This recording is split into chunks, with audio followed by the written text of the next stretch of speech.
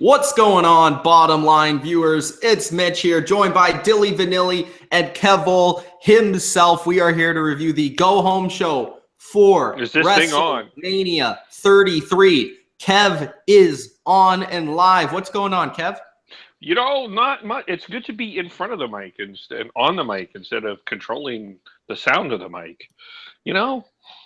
Yes, I know what you mean. Could you explain to the viewers what you mean? Because I think very WWE-like, you just threw yourself into a story without anybody knowing what was going to happen. Oh, yeah. Well, I'm currently training as a board operator at a radio station, so that's what I'm doing. And are you still able to watch your wrestling, bro? I am able to watch the wrestling. I just have to. I watch that. Monday's now my Saturday, Tuesday's my Sunday, so I can still catch up on the wrestling. And we'll just start it off here, Kev, because I think a lot of people want to know. I don't know, when was the last time you were on here? You weren't on here last week. No, I missed this. 2 weeks. So how do you feel going into WrestleMania? This is going to be one of the big questions of the review. How do we feel going into WrestleMania? You know, I'm not super excited for this. I think that for the last 3 years, this particular Raw, the last Raw before WrestleMania, has had the struggle of trying to find the balance between trying to give up too much or too little. And they've generally have given too little to get you pumped for WrestleMania. So I feel that this again was one of those that I don't think hit the post on, but I think people just are going to go to watch WrestleMania for WrestleMania. Yeah, because it is WrestleMania, but it doesn't hype you, right? It's like, oh my gosh, this is the show. If I miss this, I'm not a wrestling fan. So do you think, Kev, I know this is kind of hard to talk to you because you're not necessarily a casual fan. You're more of a hardcore fan like myself, like Dylan. And even though we try and look in the way of a casual fan and explain the way and express the way of a casual fan, whether they would like it or not, let's be honest, guys, we are a hardcore fan. We review the product every single, week. So we gotta watch it and we gotta pay attention to it. So do you think if you were on the fence of this WrestleMania and you were just a casual fan that checked out this Raw, I know this will be at the end when we give our scores and everything, but both of you guys, do you think that this Raw was enough to sell the crowd into buying the network or just watching WrestleMania, period? No. I think it's enough maybe to flip this, make sure you catch the Goldberg-Lesnar match, maybe your Triple H Rollins match, but to spend 4 hours on the WWE network, no. Yeah, it's one of their biggest concerns because they've made the show so freaking long nowadays. Now that they got a 2-hour pre-show, last year's show was 5 hours long for the regular show. So, maybe they want to catch the big money match like Goldberg-Lesnar at the very end. Maybe perhaps like Kevol said, you got your Triple H Rollins match, which they did a couple of good things to get me hyped for the show, but nothing really gained from this show. Like if I had not watched this show, my excitement would have probably been the exact same, minus one match. So the casual fans will be interested in Goldberg, Lesnar, Triple H because he's Triple H, Undertaker because he's Undertaker, and Roman Reigns because they've heard of him, and Cena Miz, and maybe Owens Jericho. But I think maybe. Maybe because of Jericho, but I don't think Jericho has that pull. You know what I mean? He doesn't feel like a special attraction because he's on the show so often. And this match has gotten down the card as the weeks have gone by. Like it's still a big match, but it'll probably be like 5th on a 13-match card. So yeah, maybe AJ Shane. Maybe Bray Wharton, maybe. Like some of these are tilting, like they're back and forth. But yeah, it's like I've heard of Bray Wyatt, but is he enough to turn the channel? And this Sunday it's not an easy. This isn't an easy Sunday anymore because you've got the Junos. You got some other stuff going on. So WrestleMania used to have this show all by itself. It doesn't anymore. It's got some competition. So that's the thing that I'm going to be interested in. And just to test this theory, guys, my sister watched the show, most of it, probably like 2.5 hours of it, because she was sick. So she was just like on the couch and she was like watching the show. And she used to like, you know, some of the older, specifically the women's wrestlers. And she was also a fan of like The Rock and stuff, you know, when we were kids. And she liked like the Trish and Lita's and stuff. So I have all her comments in my notes, just so you guys know. It's going to be very interesting. And I think, again, I'm going to pat myself on the back. I deserve a lot of credit. Wow, you're like Mitch just turned heel. I am a heel. You guys don't know this. I'm a heel. Come on. I cut promos on the IWC like every day. Okay. That must be the counterpart heel. All right. I'm about to turn heel on the IWC this week too anyway, so I'll join you. Kevel, you'll join us. All right, cool. Let's get to the chat because there's a lot of chatters in here right now. Arian, I think, hit it on the head when it came to what Kevel thought of this Raw. I hated it and I loved it.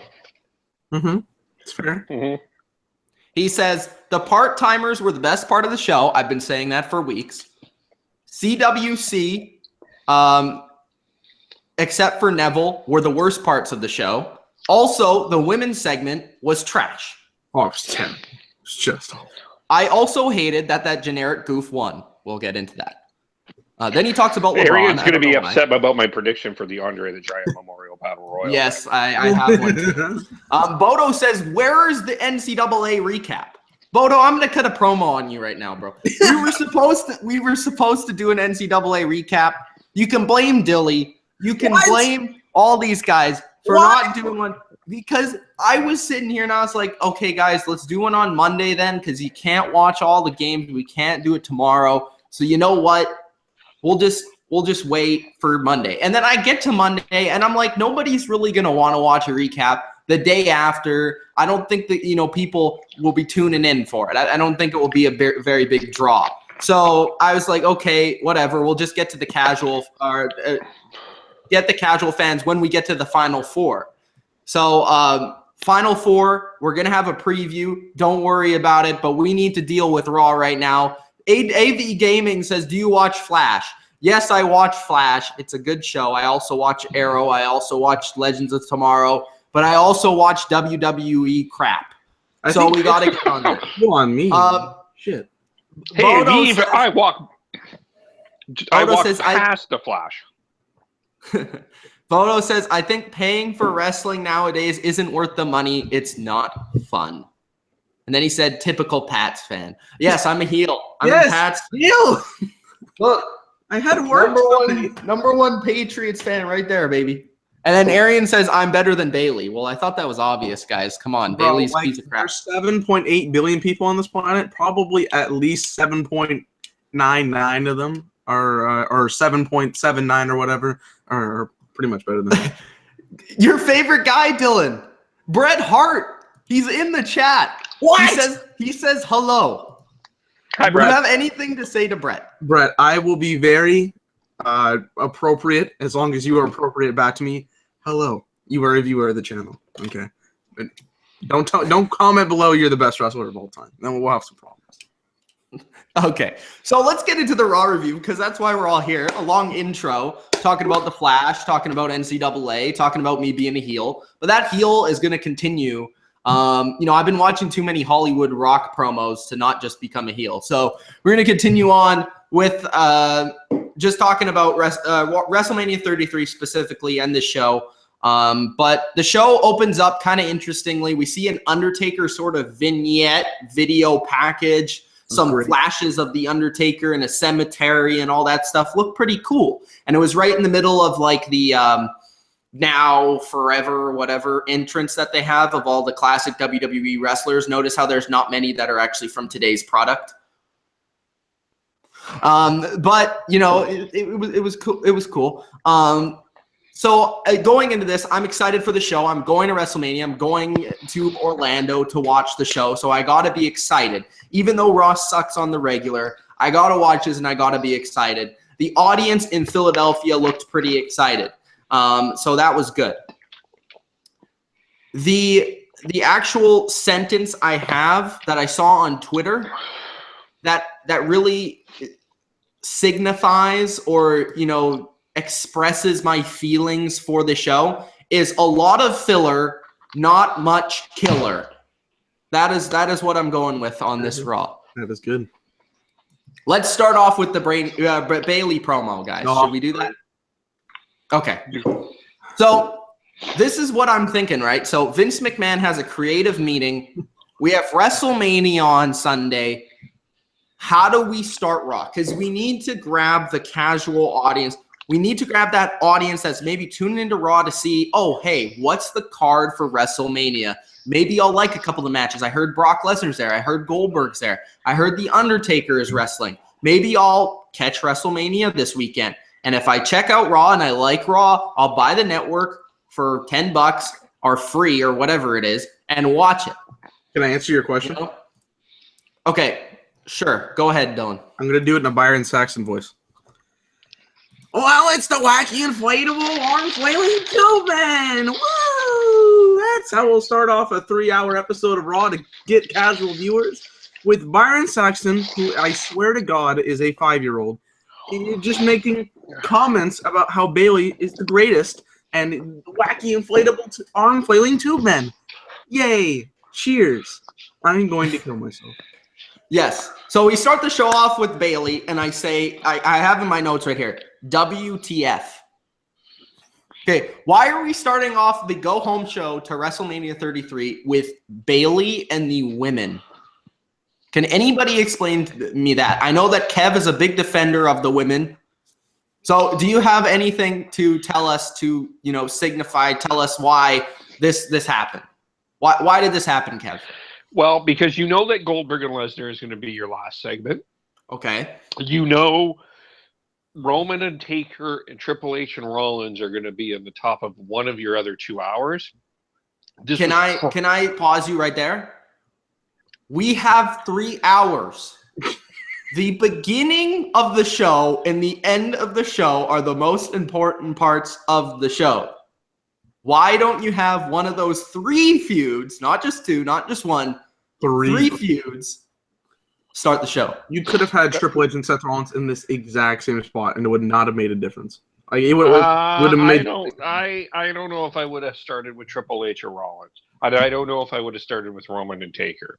Now, I'm not saying that you necessarily needed to start with this, but I might have, looking back, might have started with the tag mess or something else. But they seem to have, for whatever reason, they seem to want to put these women on a pretty high main event status. And, you know, there's some things to really hate about this segment, but there were some things that I thought were actually quite interesting. So I'm not necessarily saying that you should have started with Bayley, but I observed an interesting crowd decision tonight. We'll get into that, so keep going. This is how I'm thinking, Kev. I'm thinking, look at the wrestlers that are your main attractions for this. You have The Undertaker, you have Goldberg, you have Lesnar, you have Triple H. So those wrestlers were mostly prominent late 90s, early 2000s, right? What was wrestling for the women like at that point? Lita Trish. Lita Trish. Not even Mickey James. Lita Trish.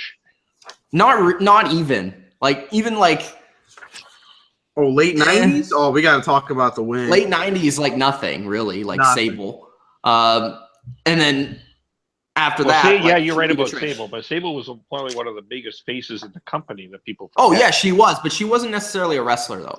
No, of course not. So just what I'm thinking here is you need to start off to grab that audience that's maybe coming back to see Lesnar, to see Goldberg, to see Triple H, to see Taker.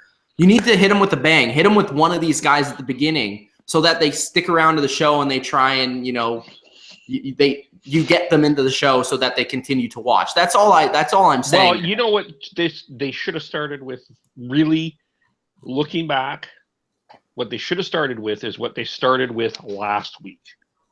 Probably should have been tonight. I don't even remember what started last week. It was the Foley firing. Okay. Yeah, that's how bad my memory is from 7 days. By the way, this is weird, but I'm gonna relay it back to this topic. So I have an old WCW script. Why do I have an old WCW script? It's from one of these fucking boxes. Don't ask questions. Hey, well, what year is that? It's from 1998. Okay. Opening segment. Number 1.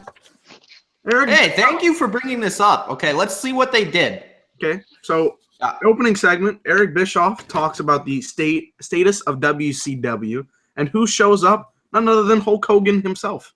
Okay, Hulk Hogan, the biggest name in wrestling, shows up. And by the way, this is 4 days before Christmas, so this is like one of their really shitty shows that you kind of have, because they're in talks with Eric Bischoff. Can I tell you something about what you just said, Dylan? What's that?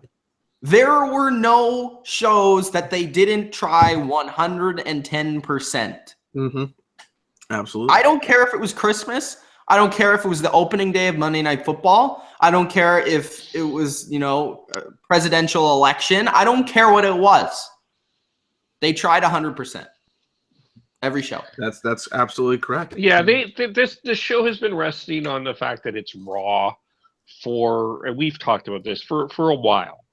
For life. And for a while. And I do get where you're coming from in terms of this probably wasn't the best start. And to be honest with you, I think it impacted the whole show. But at least it wasn't Jericho Owens. No. Which has been a little bit too much. I want Dylan to dive into the rest of that because we have a lot of WCW Nitro fans. Let's appease to them.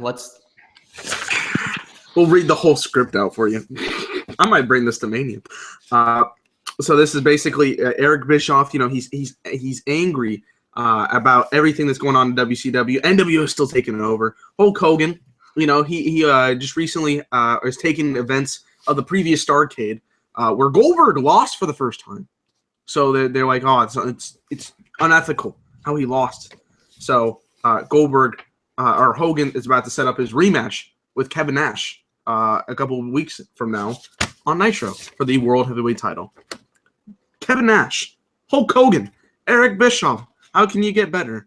On this show, we had the following people: Goldberg, Brock Lesnar, Undertaker, Triple H. Okay, all 4 of those guys are at least in the top 15. Goldberg, questionable, but still is very, very good. You couldn't possibly have put them in the opening segment? No, because we have to view women. What is WrestleMania all about? The casual viewers. Okay? I know you're not getting money from them because you're losing pay-per-view business as it is. But do you not understand the problem? No one cares about the women as much as those wrestlers I just mentioned. Case in point. WCW will always be better.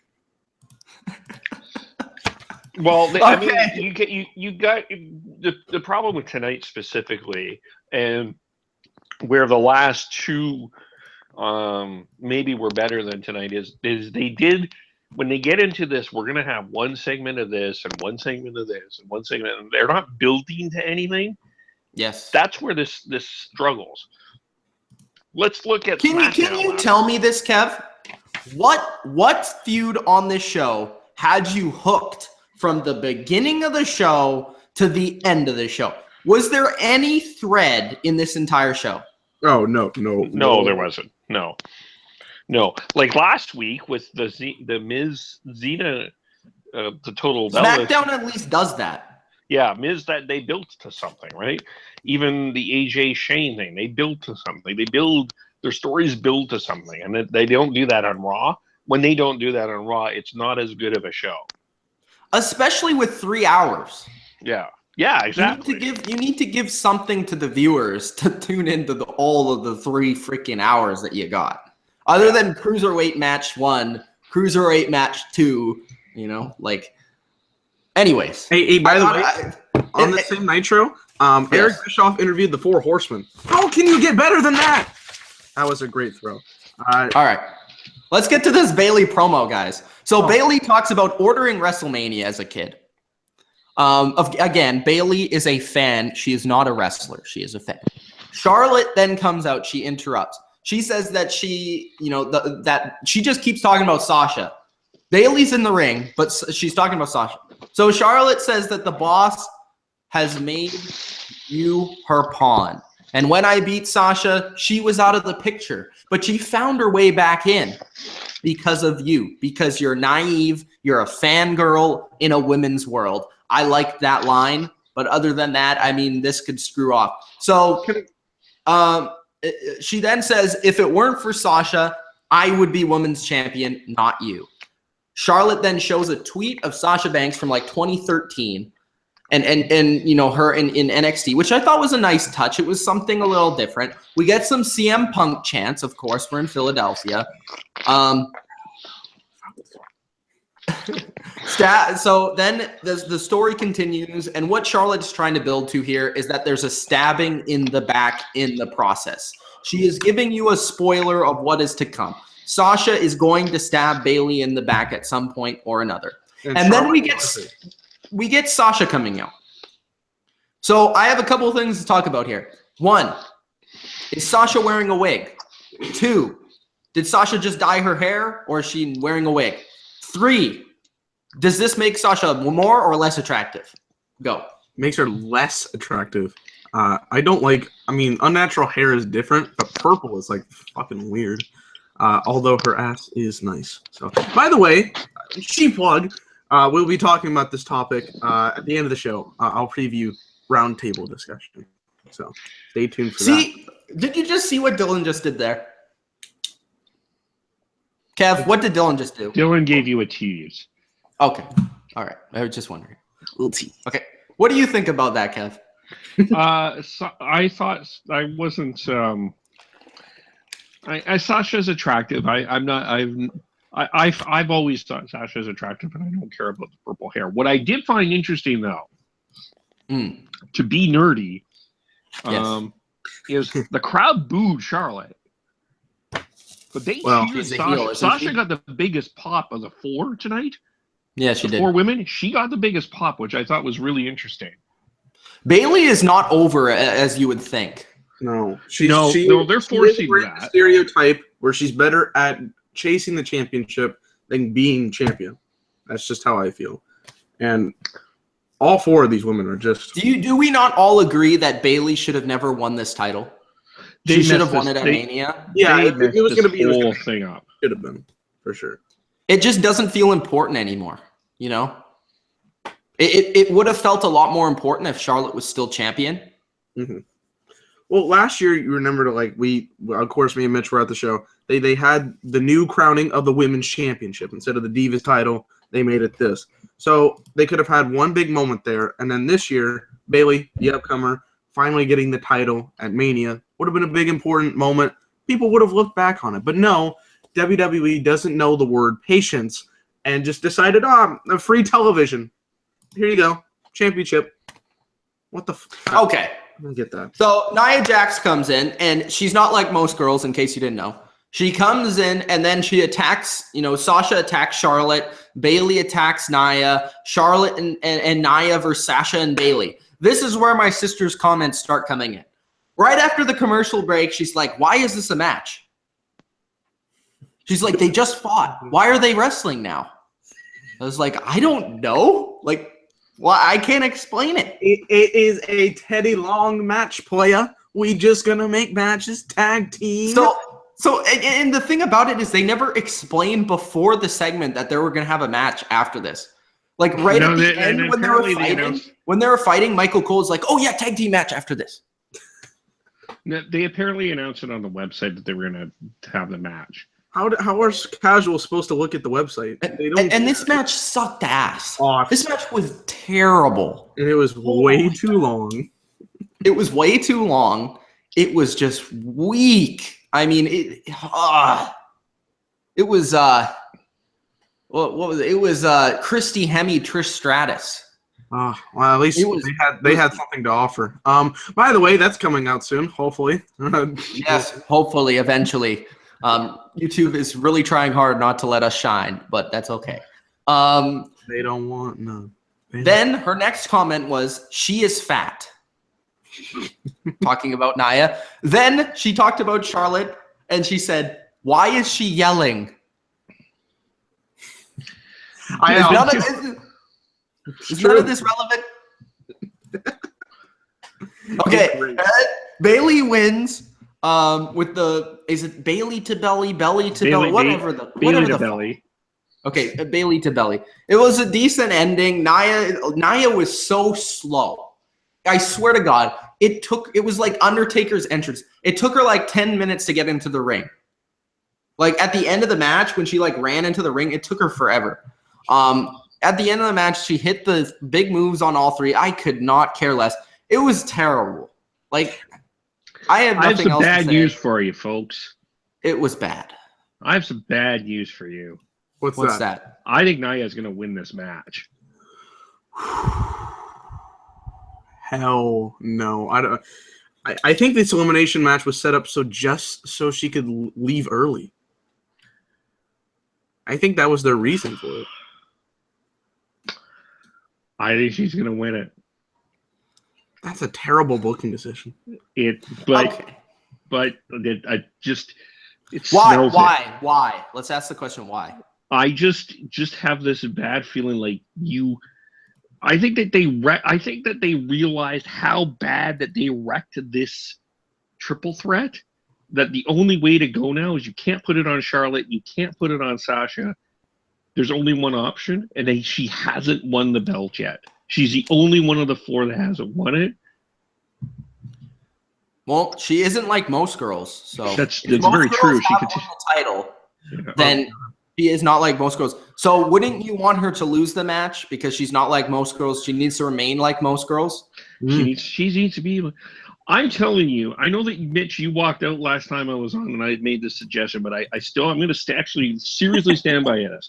I seriously think that Nia Jax would have been better off in the Andre the Giant Memorial Battle Royal. No, I really do. I think I think the three of them get back here. Get back here.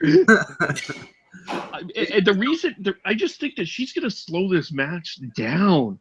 Absolutely. And I honestly think, Dylan, I'm actually literally afraid. Every time I watch her, I am literally afraid she's legitimately going to kill someone in the ring. Like, I'm serious. Like, no, I know. I mean, she's not like most girls. She's bigger. These three, Sasha in particular, is very small compared to her. So I just hope she gets eliminated early. I don't know who you would have win this match. I'm thinking. Maybe Sasha wins the title, and Bailey's like, "Oh, you won the belt, congratulations!" And then Sasha does a heel turn. Because other than that, I honestly don't see how this match ends up in a positive way. Unless the other thing that you do is you do the craziest swerve and have Bailey turn on Sasha. Oh, that would be pretty crazy. That'd be a Vince Russo-esque swerve. But the great Wayne Gretzky is disappointed in you, Kev. For what he just said. Wayne Gretzky is pissed. He just told me he is pissed. Wait, Kev, can you say your idea one more time? Which one? The idea of Nia. Oh, Nia and the Andre the Giant Memorial. It doesn't matter what you think for Nia and Andre. I'm just kidding, but still, Mitch, like, hear me out here, and I'm sure you heard me, but like, she's legitimately. Every time she's in the ring, I'm legitimately afraid she's gonna kill someone. Well, she's. Did you listen to my sister's comment? She's fat. She's fat. I mean, we can use a Scott Steiner voice for that. Fat. Okay, so let's go into the comments because we haven't been there in a while. Arian says Bailey is so bad. Bret Hart says, "Hey Mitch, I wanted to know why didn't you recap March Madness, bro? I just said this, Brett. Okay, Brett, I know you're at home. You're probably sitting in Alberta. You know, you're thinking, where's the great Kevil? He's supposed to interview me. He hasn't hit me up yet. You know, you're waiting for that interview. I'm working on it. But I just said we're going to wait to the Final Four because Dilly Vanilli's messed up. Not even. Bodo says, why is Taker still around? Does anyone even care anymore? I told believe it or not, people care. Arian says, where are your sister's comments? I got to those. DX Forever says, what can Raw do to make the women's division better? What do you guys think? Stop it. In honesty, I think 1, be more consistent with your storylines. 2, involve more women. Yes, that's a key. 3, less wrestling matches with the same women all the time. 4, more well drawn out storylines. Don't like switch them all the time. Maintain one storyline for a long series of time. Next one would be improve their character. I don't know what Bayley is. I don't know what Sasha really is. She's supposed to be the boss, but she doesn't do anything to tell me that she's the boss. The only one that has a character is Charlotte. Nia is that she's like not like most girls, so you need to improve that. I hope they do a Raw. And then, like Dylan says, acting classes. Do you guys have anything else? Good grief! Tonight was Tonight was like I just remembered my line, Mitch. Line. Oh yeah, I forgot about that. Okay, so I wrote this down. Sasha totally fucked up in the promo. Did anyone else see this? I did not catch this. What happened? Yeah. She's like, she looked at Bayley and she was like, oops, I forgot my line. And I beat Bayley at the Raw to get in this match. Yeah, at the very end of her promo. Yeah. It was like, what the hell just happened? And then she looked at Bayley and she's like, oops, I messed it up. And everybody could tell. Yeah. It was like, it took you right out because these people are supposed to make you believe it's real. These people are supposed to make you believe that, you know, it's not scripted, it's genuine, and Sasha just totally took you out of that. We spent really too much time on this match that we will probably not talk about. Yeah. This is a go-home show. We need to spend as much time on every segment. Oh, you're lucky I have late arrival tomorrow. This is the other thing. I think what they will need to do is I think that they'll need to move one woman on SmackDown and bring in one woman from SmackDown. They'll need to make one trade. I would toss Charlotte to SmackDown. Actually, I really would. I know you're saying no, and I would maybe toss Alexa Bliss on Raw. I would give her a shot on Raw. I think she's done a lot of great work. I think I would give her a shot on Raw. Seriously. No, it's not because I don't like her. It's the only glue that holds this shit together. Like these other women are just awful. Like at least Charlotte's very robotic, and I don't like her to a degree. But she's better than some of these other women. Alexa Bliss isn't robotic, and I think that's the nice thing about her is that she could bring in something. She could bring some stuff out of these two that Charlotte hasn't. Like I'm not saying that Charlotte's terrible, but I think like Charlotte's too slow in her promo, where Alexa's like just got some great one-liners. Like Alexa's very good. I like. Yeah. I don't know how much that helps Raw or Arian says no. No. My response is yes. But they're probably going to switch some things up anyway. So I don't know. Okay, let's get the hell out of there. Okay, so let's talk about the Hall of Fame a little bit. They did a little Hall of Fame video package. Is there one guy you're excited for? What are you looking forward to in the Hall of Fame? Just quickly. I have the shirt. Integrity, intelligence, you got to have all of it. Intensity, and then inductee. Kurt Angle, baby. One of my favorite wrestlers of all time. So hyped for that. It's gonna be amazing. That's going to be epic. What I think is disappointing to me this year, though, is not necessarily the class, but who's inducted. I'm not. You don't like? I don't. Yeah. Recognize. John Cena. Yeah, Cena for Angle. I can kind of understand that. It makes sense. Yeah. Well, Angle keeps shoving it down our throats that he's the greatest of all time. So. Bam. I just can't wait for the people to chant "You suck." That's gonna be an amazing chant. Well, we're gonna be there, so we're gonna be the people. We will be part of the people in the Amway Center. Okay, I chanting also like Ricky Steamboat inducting Rick Rude is a weird one. Jim Thornton and Rock and Roll Express I can kind of understand. Actually, why is that a weird one? Ricky Steamboat and Rick Rude had a great feud in WCW. I would have went with Jake Roberts because I love that Rude Roberts feud. I would have done Roberts and Hall for DDP, but Eric Bischoff for DDP is probably the weirdest one. That's weird. Yeah, it's a weird lineup. I'm back. And better than ever. We need to get Eric Bischoff and Vince Russo on an interview. Oh my god. That'd be amazing. I'll do it. That would be epic. It's just the Hall of Fame is always. It's just it's neat, just kind of see everyone but it's the inductees are weird this year. I don't know. It's a weird mix, but I like a few of them. Yeah. Sami Zayn interview. Should we get to the great Sami Zayn?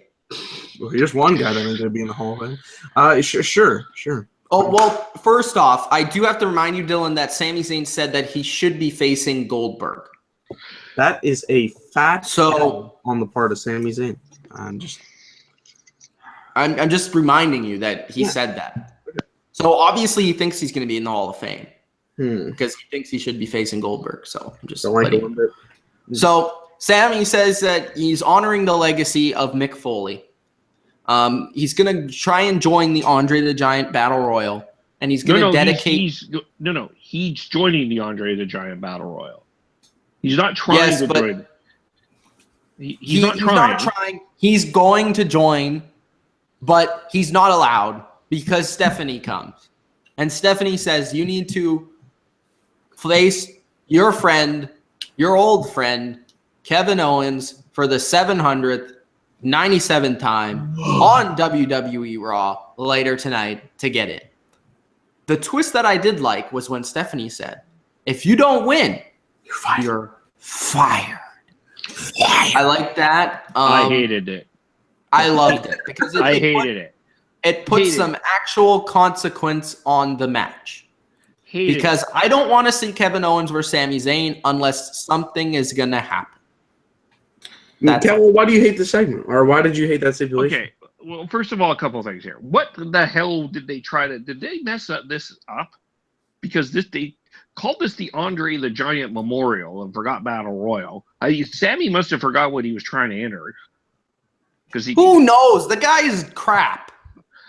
Okay, he's a taxi driver. He probably he forgets all the time. He probably rolled up, he's probably high, and he probably rolled up his blunt or whatever with the YouTube comments that he cut out in paper, and he's like, oh yeah, I'm the greatest. I'm the greatest. That's all he was asking for. So yeah, he was probably high. I am tired of this Stephanie character that if you don't win this match, you are fired. But you were just talking about how they need no disqualification match, and you don't win, you're fired. And then, meanwhile, Apollo Crews can walk on talking smack. I'd like to enter the Andre the Giant Memorial Battle Royal. Oh, great idea! Like, it's just... This is the difference. I'm tired of it. I need to get this through your head. This is the difference between SmackDown and Raw. SmackDown... It's good. It's the land of opportunity. This is why AJ Styles is facing Shane McMahon, because he doesn't have the opportunity. This is why people are allowed to join, because it's the land of opportunity. On Raw, Stephanie McMahon just fired Mick Foley. Mick Foley's number one guy, for reasons unknown, is Sami Zayn. So, therefore, Stephanie has a problem with that. That is why this happened. But no one actually makes sense. No, it doesn't, because everyone else didn't have to earn their way into this Andre the Giant Memorial Battle Royal. They got in. Was everybody else a Mick Foley guy?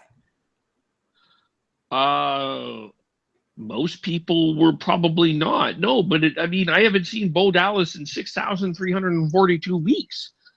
And he was here tonight. He was here. Like, it's just yeah.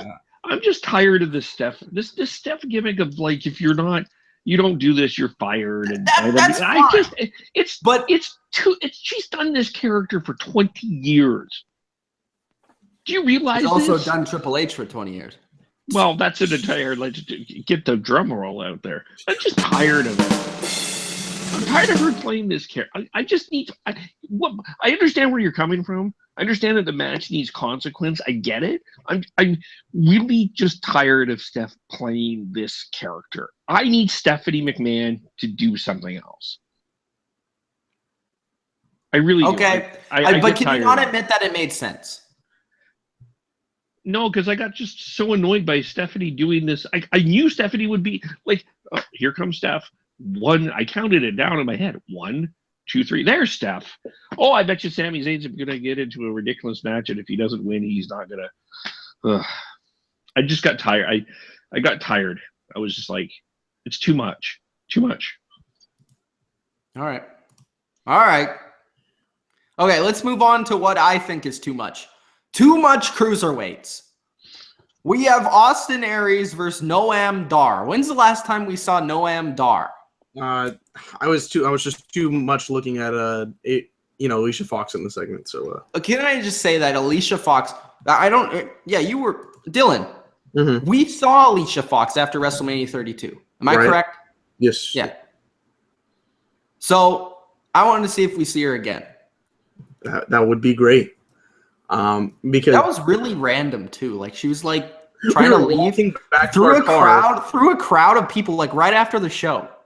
Yeah, she had like a hoodie on. It was really weird. You know what else is weird? They gave 2 cruiserweight segments, right? And I wouldn't have a problem with that because it features both guys. However, this show is on the pre-show, so why must we have 2 segments for something that most people won't even watch? Dylan, I don't know if you ever saw JBL's explanation, but they have 3 hours because the cruiserweights take up half an hour of that. Right, I did watch Bring It to the Table, which is a great show. Yes. I didn't see the second one, but I really hated the first one. Yeah, it was fucking terrible. You guys didn't like Bring It to the Table?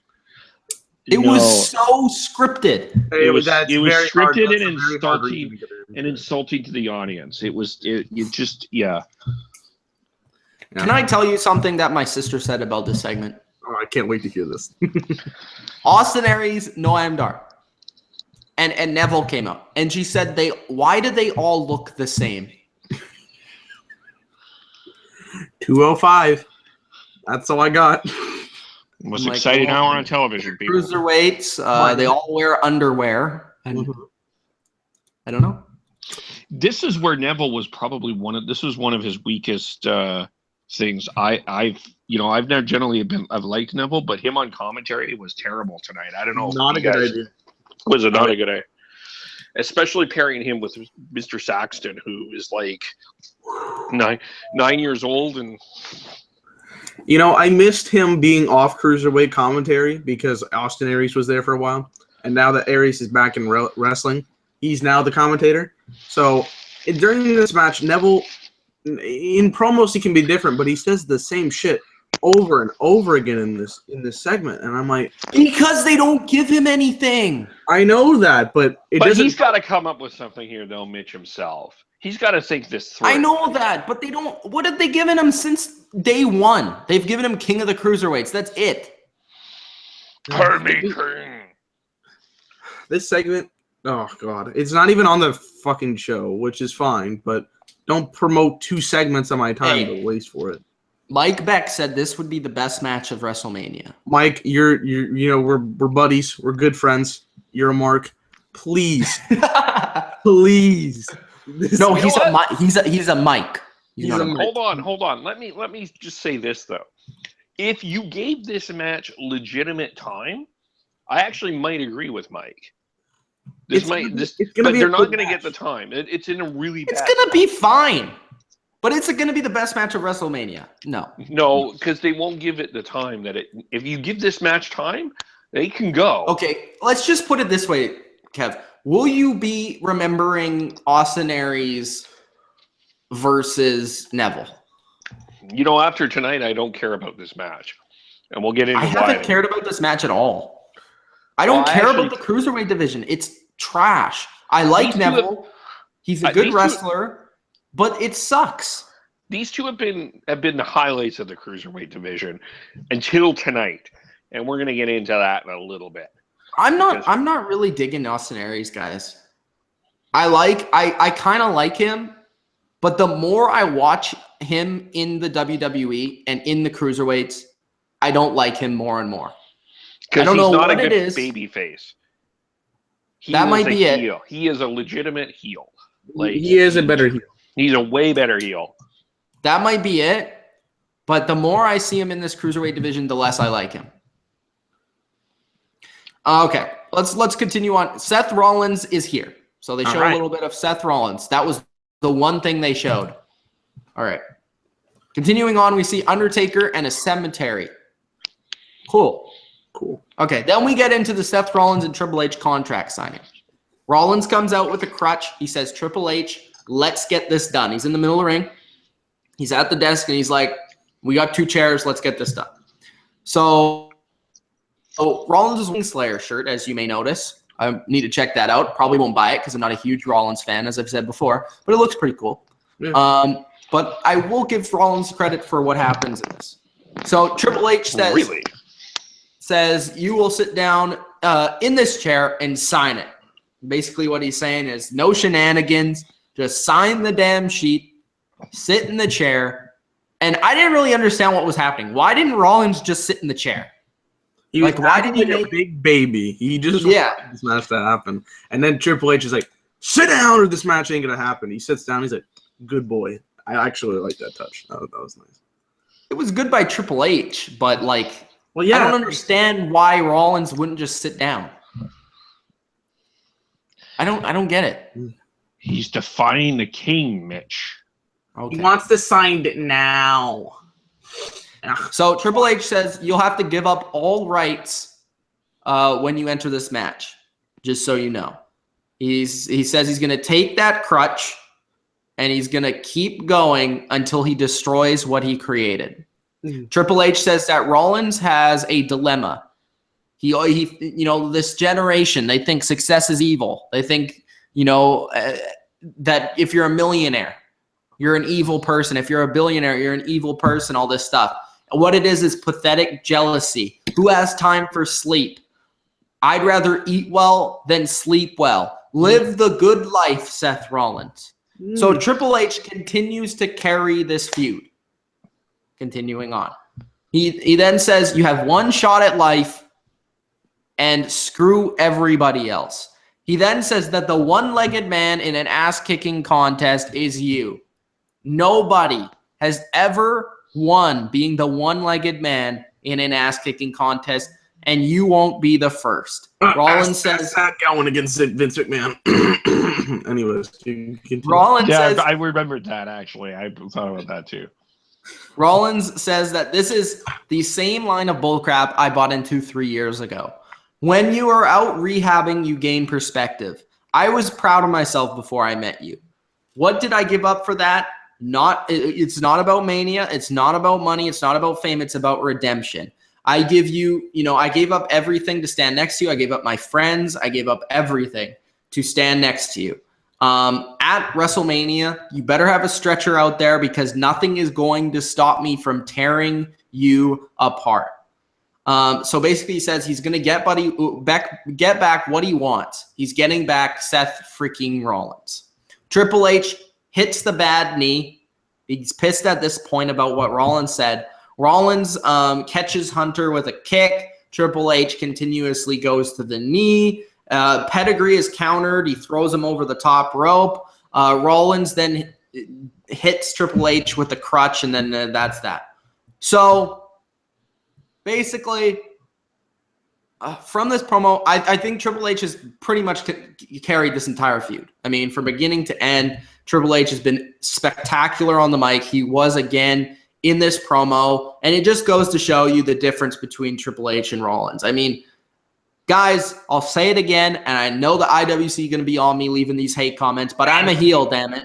Seth Rollins is overrated, all right? But I will give him credit for this.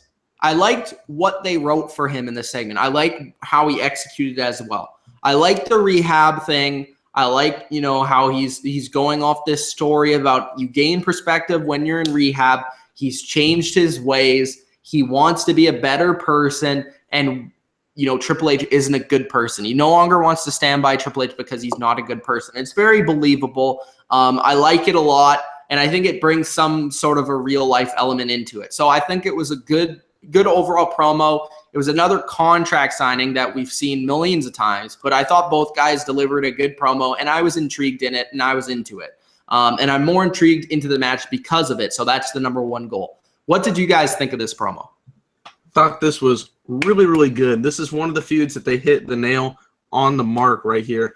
You know, for the last couple of weeks, they've been trying to build some of these other feuds, and sometimes they failed, and sometimes they've done okay. With this segment, I think it's one of the few times that they've actually done really, really well in most of their segments, and I think tonight was no exception. Triple H is a fantastic mic worker. He's one of the best promo guys in the company, and he knows how to put over everything well, from himself to the story, the backstory of him and Seth Rollins. Everything worked out for him. But Seth Rollins also made a really good point and actually cut a pretty good promo, in my opinion. He was there to make something out of nothing. And, you know, the knee injuries, he's going to make himself a better person. You get to see more of the backstory and why this anger is brewing within Seth Rollins. I think that's really, really good. His delivery was nice, and it got you interested in the match, which is always critical, especially with the go-home show of WrestleMania. So with this segment, I thought it was really, really good, and it gets me more hyped for a match that I'm interested to see what the outcome is and what kind of match they're going to have. So I thought this was pretty good. Okay, so I'm going to go back 3 weeks before I start here. The night that Triple H cut that promo on Mick Foley was one of the better Raw segments of the year, I thought.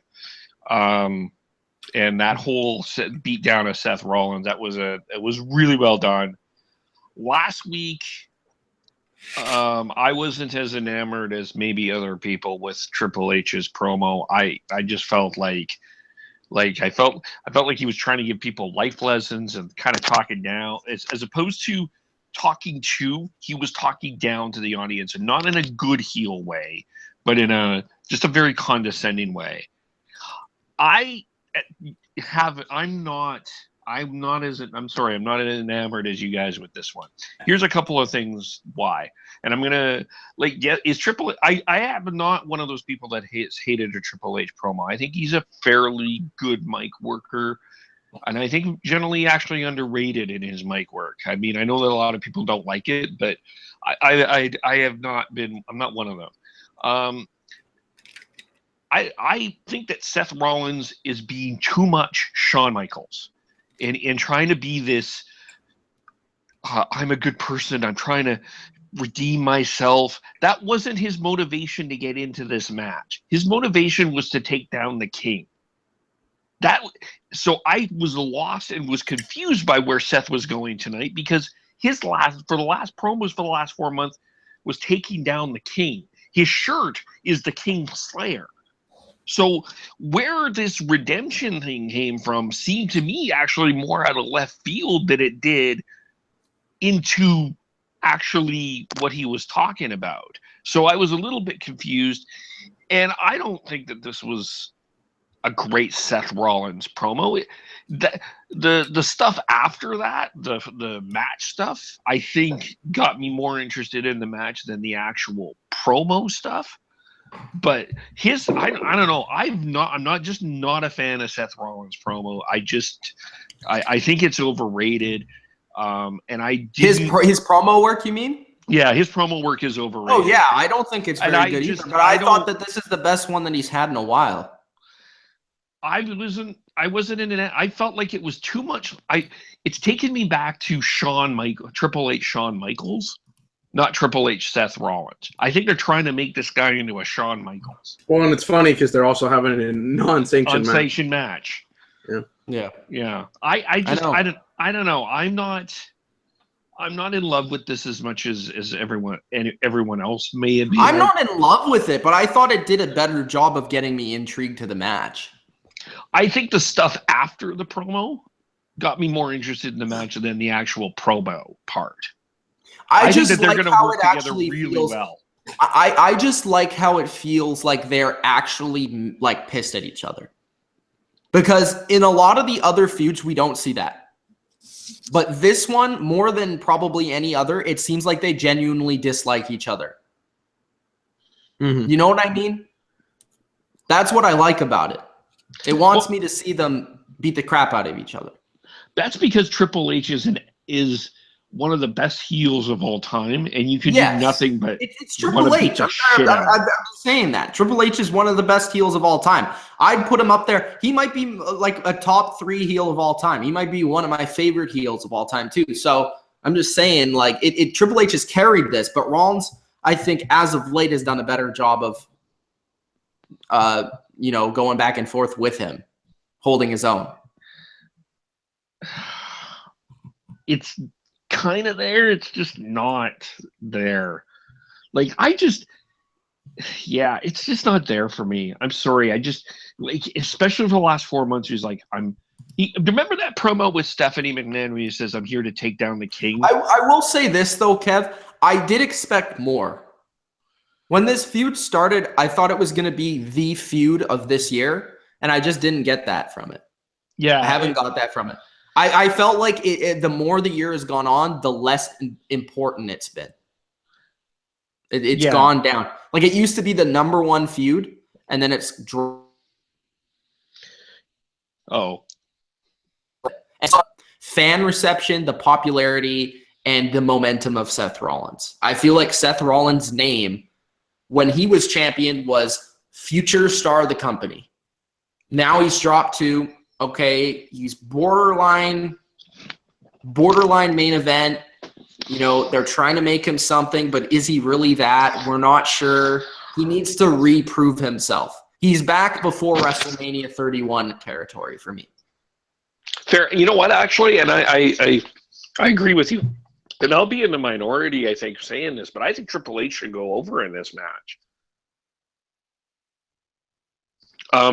Did I lose you people? No. Okay. I think that, I know that that would kill all momentum for a guy they're trying to build up for. Well, I don't know if he has. You know what? I don't think the crowd was into Seth Rollins tonight. I really don't. But I understand that. But, like, if you have this match happen and you have Seth Rollins as the winner, maybe it gets him more momentum to get with the crowd and for them to be more interested. If you cut his legs off, from under him with this match, it's not going to help out anybody. What does Triple H have to gain? But if Triple H wins and you get Seth Rollins in a rematch to rebuild that and wins the rematch, that might help. I don't know. I think this match is set for a one. I'll say this, though, guys. I think one of the most overrated parts of wrestling is that winning a match helps you. Yeah, did Roman Reigns going over Triple H really help Roman Reigns? I think one of the most overrated parts of wrestling, I'll say it again, is when you win a match, it helps you. I think in this instance it does, though, because in a sense you're beating one of the bigger heels in the company. I know that the last time he wrestled lost. It's not like Triple H is on this hot winning streak that he keeps knocking people down. It's not like Seth Rollins is taking down Brock Lesnar. Triple H has lost a lot at WrestleMania. I understand that, but this is the biggest show of the year. If you're going to lose at Mania to a guy that hasn't been wrestling as often as you have, I don't really know. I just putting that out there. I'll say this, though. It depends what they do with Triple H. If Triple H wins his match and they start the, whole like stable thing, then maybe Evolution I'll get into 2.0. Yeah, I'll get into it maybe. But it depends. And if Rollins gets hurt mid-match, you could have a way to have Triple H win. But I think, like what Dylan's saying, I still side with Rollins winning this match. But I could see the plus to having Rollins lose as well. Like, I'll say it again. It's overrated who wins the match. But, like, I would rather have Rollins win at this point. But I could be persuaded for Triple H. I don't know. I actually would like to see Triple H win this match. He is. People forget this. He's put a lot of people over. Like, people keep saying he doesn't do it. Yeah, he has. He has put a lot of people over, and he could actually. It could be a benefit for him. It could be a benefit for Rollins to lose this match because it actually could rebuild his character. Maybe. But if you think about it, though, is Rollins going to be going to SmackDown soon? You could. And switch with AJ? And maybe switch with AJ. Yeah, Stephanie and H don't like it. Switch them over. Get AJ. We'll see. Because, I mean, obviously SmackDown, AJ don't like him. Rollins, Triple H. Which could be. All right. Let's continue on with the over-the-top Battle Royal Challenge. I'm not going to say any words until you guys talk. What the fuck was this? Like, honestly. Okay, listen. Mitch, your sister, the casual fan, hasn't seen a Battle Royal in a really long time. So we need to take a few minutes to explain what exactly a Battle Royal is. So this is like we're going to do this Battle Royal to see what has to happen when you watch the Andre the Giant Memorial Battle Royal. So people have to go over the top rope, okay? Top rope. You sound like Michael Cole with the WWE app. So when you open Dylan, do you want to do it? Oh, I got you. When you open the WWE app, the first thing you want to go to is well, first off, you got to go to Google Play. So you got to go to the Google Play Store or the iTunes, the Apple Store, and then you got to go search WWE. Then you get the WWE app when you press install. Then you go to the WWE app and you get news and the network and WWE. Oh, it's grandiose. So stay tuned for WWE app. It will now be charged at $9.99. WWE. He has to put so much emphasis on the W that I will stab him one day. It's like WWE. Like, Jesus Christ. This match is a clusterfuck of clusterfucks. Okay, so let's get on. Okay, so we had the main thing here. Big Show throws out Bo Dallas, throws out Gold, throws out Archer, throws out Curtis, throws out Shining Stars. Okay, so what do we think about Strowman Show? Is that what they're building for this Battle Royal? What about Sami Zayn? Let's give our thoughts about who's gonna win this Battle Royal. Now we'll be having a preview for WrestleMania, but what do we think about this match? It's either gonna be Zayn or Strowman. That's the only two logical. That's people what I said. Possibly be. I like the Strowman Showdown. Mitch said it in the DM to me earlier, and this is right. I know they probably were still talking with Shaq at this point, but if they had fucking saved Show and Strowman for this match at Mania instead of that main event on Raw, it would have been so much better. So much better. But since we can't get that match, I think Strowman benefits more from winning this match. I just, he's obviously a big factor. He doesn't have a match at Mania. So to give him this Battle Royal that has propelled some guys to some bigger feuds, I think that would be good. Zayn, of course, he always fucking loses, and it never really hurts him. So, yeah, I have a dark horse pick for this match. Who? Samoa Joe. Samoa Joey. Who does not have a match at WrestleMania. Okay, that's fair. But is he in the Battle Royal right now? Do we know that? Well, I think Samoa Joe probably has the opportunity to just simply enter the Andre the Giant Memorial Battle. Do you think they could save Samoa Joe for a legend segment? Interesting. What kind of segment would they? What people? What legend? I don't know. Stone Cold, The Rocks, Shawn Michaels, whoever they have. But the legend segments usually Kurt Angle. Well, that would be epic. That would be incredibly epic. But usually with those legend segments, you kind of bury the current star. That's what I don't like putting Samoa Joe. If you're building this guy up the way you should be, he shouldn't be getting hit with a chair. Anyway, we'll get into let's just say this. What if Samoa Joe is the reason? Well, what if they went with Kurt Angle? What if Samoa Joe is the reason why Kurt Angle comes back to be general manager? No, that would be great. That would be great. Because, Joey Samoa, he has to do some things over here, and Kurt Angle's GOAT. So By the way, I'm now officially calling Samoa Joe Joey Samoa. So there you go. I mean, I would love to see. I'm assuming who the GM has got to be a heel. The GM, whoever the GM is in Raw, probably is going to be a heel. I'm back. Ain't no better than ever. Vince Russo. No, I don't think never. You would never go there. I don't think he has to be whoever's the GM has to be a heel. I know it makes sense with the Stephanie character, but like, I mean, you know, Kurt Angle, he won an Olympic gold medal with a broken freaking neck. He can take the pressure of Stephanie McMahon. Mick Foley was too much of a teddy. Plus, they have a history there. There you go. Boom. Yeah. If you're building up Braun, the right thing to do here is what I said before: is Braun throws every single human being out of this, including Big Show. You always forget the most important part. People start throwing themselves over the top. Yeah, we'll add that as well. Yes, that's a key thing.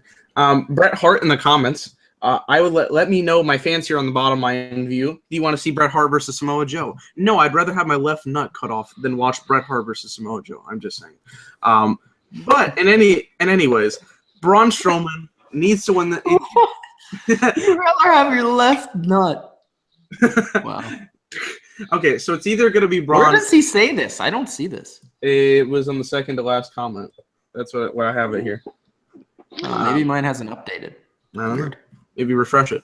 I like I actually like what Kevel brought up with Samoa Joe. I think that would be really nice to see. I'm going to still go with Braun, but I would not mind Joe winning.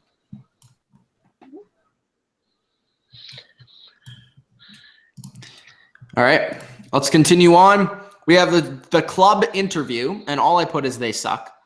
Then we continue on with you know what? They have been better since regional wrestling. No. And I actually didn't mind their promo tonight. I thought they were a little funnier than usual tonight.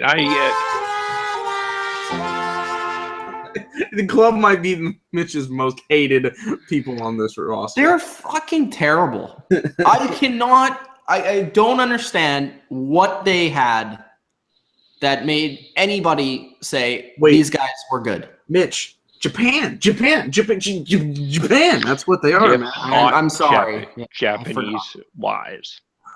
Oh, nerds. They are nerds, and you can't teach that. All right, moving on.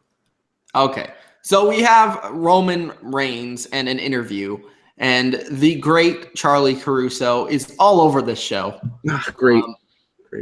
I just brought her up now, but she looks great in this episode of Raw. Yes. You might want to rewatch this episode of Raw just for Charlie Caruso.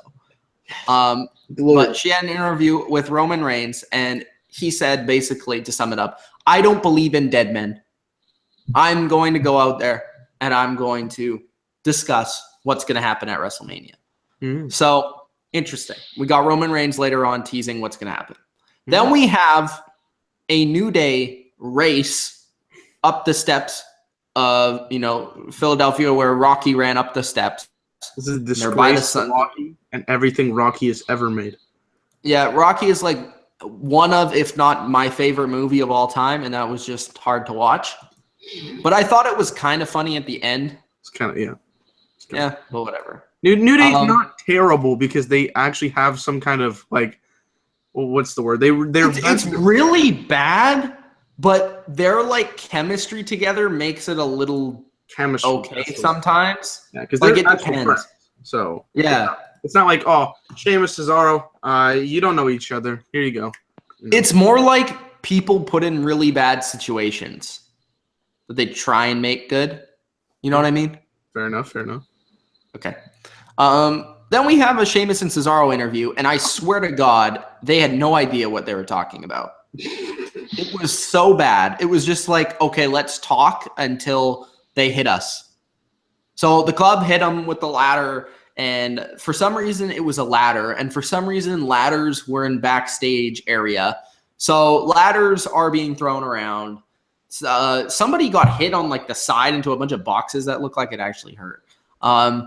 that was okay. I mean, whatever. It was a beatdown, so a little bit of a ladder here and there. We'll see what happens later on in the night. Then we have Neville versus Jack Gallagher, and boy, oh boy, I have a lot of comments from my sister. But before that, I want to get to the Kebble about Jack Gallagher, his favorite wrestler. What you got? Well, I mean, we haven't really seen Jack Gallagher in some time. I know because I got the DM. I know what she's about to say, but the match was good. What happened after was atrocious. So let's just go through the match. Neville wins with a nice move. They had a good match. Gallagher doesn't need to win. I don't know what he's not even on I mean, I don't know. Maybe he'll wave high at WrestleMania. He may have a 4-second moment. Maybe he'll enter the Andre the Giant Memorial Battle Royal. Whatever. I don't know. I really didn't have much to say about Jack Gallagher because he's not the focus right now. I like him. I think he's got still got a lot of potential, but my two compadres here do not agree with me. And apparently someone's sister doesn't agree with me well. But that's fine. So this is what my sister said about Jack Gallagher. Because I asked her, what do you think about Jack Gallagher? So she said that he looks like a albino leprechaun. And then she went on to say that he's dressed like a watermelon. Yeah, it's true. That is all. Okay. Is your sister older or younger than you, by the way? She is 2 years younger than me. Okay. Well. He's got some potential. I still will maintain that. But he was not the worst part of this segment. We're about to get to that. I would like everybody in the comment section to let me know if those comments of Jack Gallagher being a leprechaun dressed like a watermelon accurate. I want you guys to put your own descriptions as well, because that is a great description. A watermelon leprechaun, yeah. Fits the description quite well. Okay, let's continue on with I don't know what just happened. Austin Aries News Network. I don't know what happened, so I'm going to pass it on to Kevin. So we get the Austin Aries News Network, and Austin Aries is backstage with the New Day. And Austin is interviewing the New Day about his opportunity to win the Cruiserweight Championship. Neville is watching this in the ring. Neville asks the New Day, well, we can be scientific about this. We think you have a... And Big E says, well, you need to get your hips in. And they just get into this WWE Cruiserweight Championship. And this Neville, is just a moment, Kev, where you watch wrestling and you're like, I can't believe I watched this. Well, you know who else felt that couldn't believe who watched this was Neville. Because he was ludicrously looking in the ring like, this is the dumbest thing I have ever seen in my entire life. I cannot believe that this is my opponent at WrestleMania. I also had that dumbfounded look. This was awful. This was terrible. This is atrocious. And this is not. So what would you say to, wrestling fans in 98 that were watching Stone Cold kick over, some shit, that, had Sable had handprints on her breast. What would you say to those Stone Cold fans that were kicking over outhouses when Goldust was in it? What would you say to those fans? Your wrestling is dead. That's the answer. You're in the ultimate thrill ride. Let's make sure that's tonight. Okay, so Dylan, is there going to be a roller coaster at WrestleMania? Yes, they're building an actual roller coaster, which I want those seats. That would be fucking dope. But still, this is just... Reserve my spot next to Charlie Caruso. Oh, yes. I would pay high dollar for this. So this was so stupid on so many levels. And you know what? I have another person that I brought in here. My grandma came in during the segment, which, I was not ready for this one. So I'm watching this. 5-star matches are not made without any characters. You're damn right. So I'm watching this, and I'm on my phone because I'm cringing at this, and my grandma, she stands above me because I'm watching on this chair, and she stands behind me, and she's like, "Why aren't you watching this?" Pauses, and then here's what's going on. She's like, "I get it. Okay, I understand totally why you're not watching this." I'm like, "Yeah, it's pretty freaking stupid." I'm like, she's like, at least your intelligence is good enough to realize that this is stupid, and you watch wrestling. And I'm like, yeah, I know wrestling is stupid sometimes. Most of the time. It's just the worst. And by the way, Bret Hart, yes, this is a picture of you, which is weird. I hate him. Yeah. Hell, I guess. But you do the one thing I compliment you is you do put on good matches. So congrats. But you suck at everything. That's all I got. Hey, can we get an interview, Brett? Let us know. All right. I'll get him. I will. Okay. Let's continue on. Let's go with Roman Reigns. And my heel rating is gonna go up after this. All right, we have Roman Reigns. Roman Reigns comes out, and of course, Michael Cole says Roman Reigns knows Philadelphia. He won a Royal Rumble in Philadelphia. Troll. What a fucking troll. The only moment where The Rock was booed out of the building. Held Roman Reigns' hand. Okay, so continuing on, Roman Reigns gets into the match, or not into the match, into the ring, and gets some sucks chants faintly. But he also gets a lot of girls cheering for him, so it kind of evens it out. And these girls are in the front row, and they pan to one of them, and I swear her tits were falling out of her shirt. I don't know if you guys saw that. Same thing. She's going over here and then starts jumping, and I'm like, PG? I don't know. It's great, though. Keep it there. You guys are rewinding. Stop it right there. Wait. At least Roman Reigns brings girls into wrestling shows.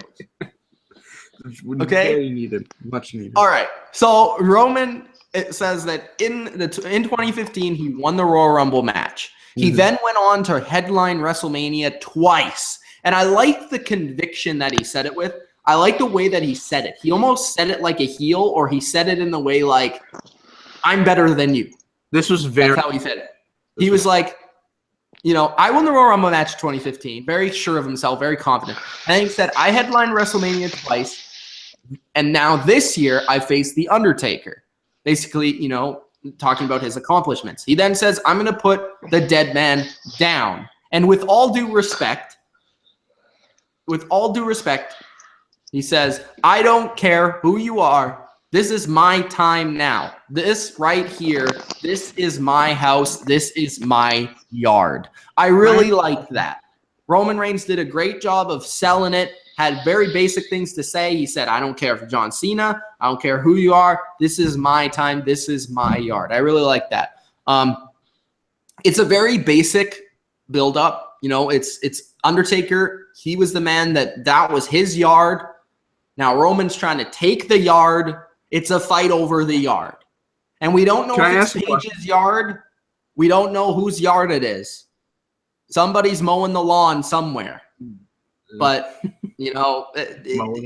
it's Undertaker, Roman Reigns. I like it. It's basic. So Undertaker. Can I ask this question real quick though? Before you go ahead.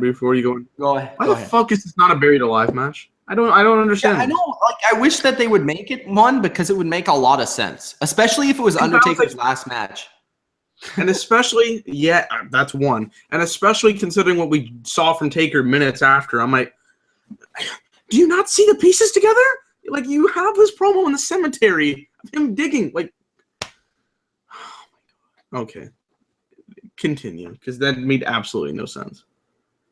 So, Undertaker then says that they have like this crazy thing where he's standing in like a graveyard, and he says that the ring you're standing in is my yard. This is going to be this.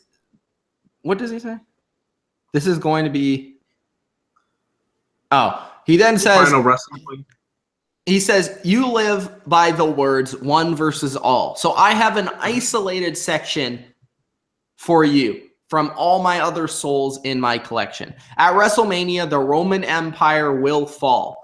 Roman, I would advise you to live each day as if it was your last. At WrestleMania, you will rest in peace. That's what I was saying. But he just says, you will. And then what happens is it was a really cool segment. It was almost similar to what they're trying to do with Bray Wyatt on SmackDown with the same kind of music effects and kind of lighting and stuff. And then it goes to Undertaker in the ring. I really liked the gongs a few times. The lights went out. The everything played in the background. I liked it. It was good. It got you into it. He comes out. He's behind Roman, of course. And then he says, at WrestleMania, you will rest in peace. The storm sounds, lights dim. And I like the way that the lights dimmed slowly, and then Undertaker disappeared. I liked it. It was a good segment. It was simple. I like basically, this is my yard. Roman's trying to take the yard. He's trying to be the man now. I like it. And Roman is sort of shifting to a heel. I think I'm riling my heel status up even more with the IWC. Roman Reigns did a really good job in a promo. Yes. I will say that. And I will also say that at least Roman Reigns has pride because at least he tries to look like a wrestler. At least, he looks like a star. And to be a star, you got to look like a star. Hate on me as much as you want. Go Roman Reigns. All right, I'm just kidding. Absolutely not. This segment was pretty good. I actually enjoyed this. Roman, his delivery was good. He likes, like Kevin said in the DMs, he seems to be more fit with the style of, kind of a tweener. He more or less with this mix of characters. I thought that's good. Undertaker, I really like the segment where he's in the graveyard. I really like that. However, it just doesn't make any sense because it's not a freaking buried alive match, which it should be. But I'm not going to hinder that from this promo. I just think that's bad booking on their part. The cutting promo was great. The fans cheered when they saw a tombstone of Roman Reigns, which goddamn, that's heel heat if I've ever seen it. They want this man dead. Then Taker, which was really cool. They kind of shot him in there. Boom, the lights and everything. Of course, that's what Taker does. He makes something cool, and this was a pretty cool segment. Taker with his delivery was good, but Roman Reigns held his own, which is something you would like to see out of a guy that struggled with promos. So overall, I thought this was pretty good. And again, did it get me excited for this match? It got me a little bit more excited because I don't know exactly what Taker's shape is. He looked a little better tonight than he has in the last couple of weeks. So I'm interested to see how this match goes. This is probably the most intriguing matchup of the night when it comes to Mania. So I'm interested. Well, I'm gonna add to the hatred of the IWC community and say something that not a lot of people are going to agree with, but I'm going to say it. I think Roman Reigns is a better promo than Seth Rollins. I do, and I think tonight proved it. I think if you keep Roman Reigns to a very but Kev, Roman didn't perform in the gyms and in the bingo halls. He wasn't in the ROH. Oh. He wasn't in the Great Ring of Honor. Ring of Honor of Ring. Yeah. He was never in the Honor of Ring. How can he possibly be better than Seth freaking Rollins? How can Roman possibly be better than him? Well, because Roman has found his voice in this specifically. I think this has been some of Roman Reigns' best stuff with this entire feud with The Undertaker. They kept it simple. They kept it short. He's in a semi-heel role in that he's kind of in this tweener role. I think he's really comfortable with it.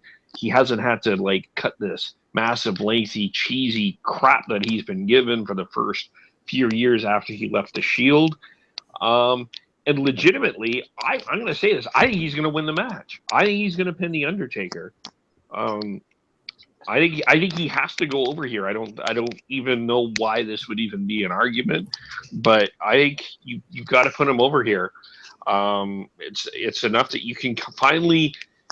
This is where I finally got. I was thinking about this today. It's like Vince, this is where what Vince saw that we all didn't see for a really long time. No, you know what Vince saw? He saw a guy that is athletic. The guy has the pedigree. The guy has the background. The guy looks good. The guy has female fans.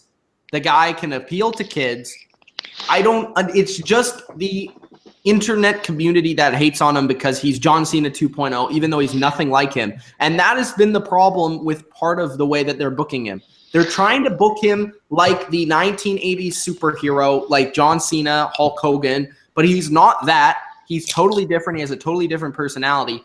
And now I think they're slowly realizing that. They're slowly shifting that. And I think that that's helping him as well. He's a different person. He's a different entity. He has a lot of bonuses. I've seen that all along. Okay, let me just add something to. I understand what you're saying, but I want to add something a little bit here. You look back over the years because you know what? There's been people with the Roman Reigns body that hasn't worked out in WWE. And there's a number of them, and we can go through the list of them. I think that the difference, and I'm going to say this. I mean, I don't know Tyler Black / Seth Rollins from a hole in the ground, but something tells me that when Vince McMahon looks at Roman Reigns, he doesn't only see the talent or the potential. There's a legitimate ability with Roman Reigns that he's actually willing to work on his craft and his character and what he wants to do. And something that tells me, and I don't have the wrestling insider knowledge of a Dave Meltzer or whatever, that Seth Rollins doesn't. Hey, don't say his name. Don't say DM. No. You have to refer to him as DM. DM. Okay, whatever. I don't see Seth having that same attitude. And that's, to me, if you have looked, let's go back from WrestleMania back to the 2 years when Seth took the Money in the Bank and dropped it and won and beat. Roman Reigns has improved, I think, far more than Seth Rollins has. Far more. I think that the progression has been much better.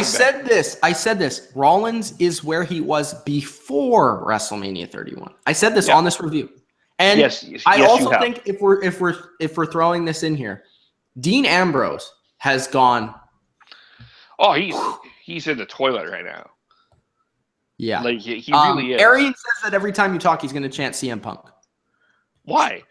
CM Punk. I don't know. I'm turning heel. Why? No, but you know what? No, I know that people hate on Roman Reigns. I know it's like the hip wrestling thing to do, but the guy has come a long, long way. And you can really see it. And this is some of Roman Reigns' best stuff. And to me, I mean, you've got a legitimate, if you do this right, you got a legitimate heel that you can build around here with Roman Reigns. And you didn't have that before. Mitch, this is where you're going with Roman Reigns is you are finally developing, you have the potential to develop an actual legitimate star here because Roman Reigns is putting in the effort to be a star. Not in the don't bully campaign, but a legitimate, he's really trying it. We're building the heat, boys. Yeah. Woo! All right. So this guy says, this is his name. See what I did there. Okay. He says he'll never be his cousin. Stop making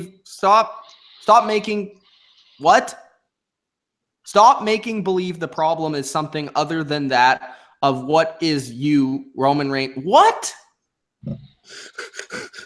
Okay. First of all, I'm not a Roman Reigns fanboy. Just because I like the guy, I've said I don't like his promo skills. He did a good promo in this one.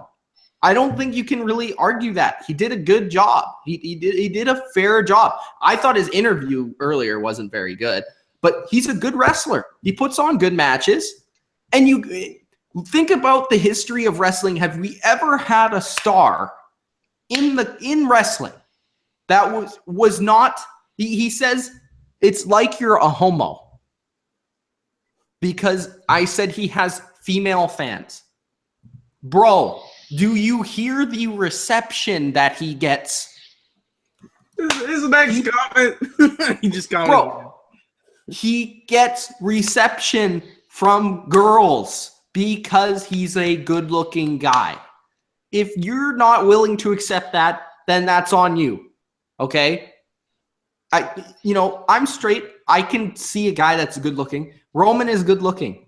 Okay? That is why he has female fans. Okay? There you go. He says Roman Reigns coming a long way is still beside the point. You've already made him a 3-time world champion. Disgusting. He should already be developed. Not still developing. That's not an argument. Well, sometimes, who do you have here? Can you tell me who you have that is better than Roman? Like, that is better than Roman, that's going to be has more potential to be a bigger star than Roman Reigns. I can't. Again, name me a star that was a mainstream, star or anything that didn't look like a star. And what I mean by that, you go Hulk Hogan, Stone Cold, The Rock, even Cena, all these guys, Lesnar's, Goldberg's, Ultimate Warrior, all these guys looked the part because they were larger than life. Roman has that about him. That's what Vince likes. And I know that, people are trying to get past that body thing, but people believe it because they want to believe that this is a shoot. This man, Roman Reigns, can beat the crap out of you. Question mark. He wore blue color contacts. Who the fuck cares? Who the fuck is at least he's trying. Who answer Mitch's question. Who honestly is a bigger star at this moment that you could possibly make into a star than Roman Reigns? Do you think there's female fans for Sami Zayn? Yes, I do. Kevin Owens? Yes, I do. There are for every. Okay, I'll rephrase the question. Are there female fans that want to sleep with Kevin Owens? Probably. No. That's not the question you need to ask, though. The question you need to ask is... Can I rephrase the question? Were there female fans that wanted to sleep with The Rock? Oh, of course there were. Were there female fans that wanted to sleep with Stone Cold? Of course there were. Okay, were there female fans that wanted to... Okay, you get it. Okay? I'm sorry, I'm guessing this man said we're uninspiring actual wrestling fans. I don't know. I don't know what disturbing is. I think that what you're trying to say is, are there more female fans that would rather sleep with Roman over Kevin Owens? Probably yes. Oh, probably. No, it's not a question. Okay, we want actual wrestling. Okay. We can't get. I have to speak this again because idiots. Okay, you go ahead, Dylan. I've preached enough. IWC idiots. The IWC. And I've watched this before. You can't get to the wrestling matches if you don't have a story. You can't get anything bigger than that. Reigns has improved tremendous amounts, and not everybody gets it on the first shot. Everybody has to take their time to develop their character and their promos. We can't just have a day one Rock and Austin nowadays. Okay, I would love to. But we can't. So Roman, 2015 to 2017, leaps and bounds better than he was. And honestly, right now in the Raw department, tell me somebody who's going to be as marketable or somebody that's going to be as good, in terms of every other facet of wrestling. He's improved tremendously. And I'm not saying he's the best that we have in the company, but he's certainly getting there, and he certainly is going to make the look of a wrestler in the main event versus a guy like Kevin Owens, who, Scott Steiner voice. The thing that is so rare about Roman is that, again, he looks like a star. You look at Sami Zayn, Kevin Owens, none of these people, how many guys that are on the roster that you could legitimately it's not say, just it's not just the look. Like, I know, but look at Matt Morgan. Like, he had the look. He looked like a wrestler. Matt Morgan was great. I don't care what you say. But he never got to that level because I just don't think it was concussions too, but he just never had that passion. Yeah, that it. And even the guy that talks about the development, where he should be, Austin, Rock, Triple H went through complete and utter shit characters before they got to where they were. Oh, absolutely.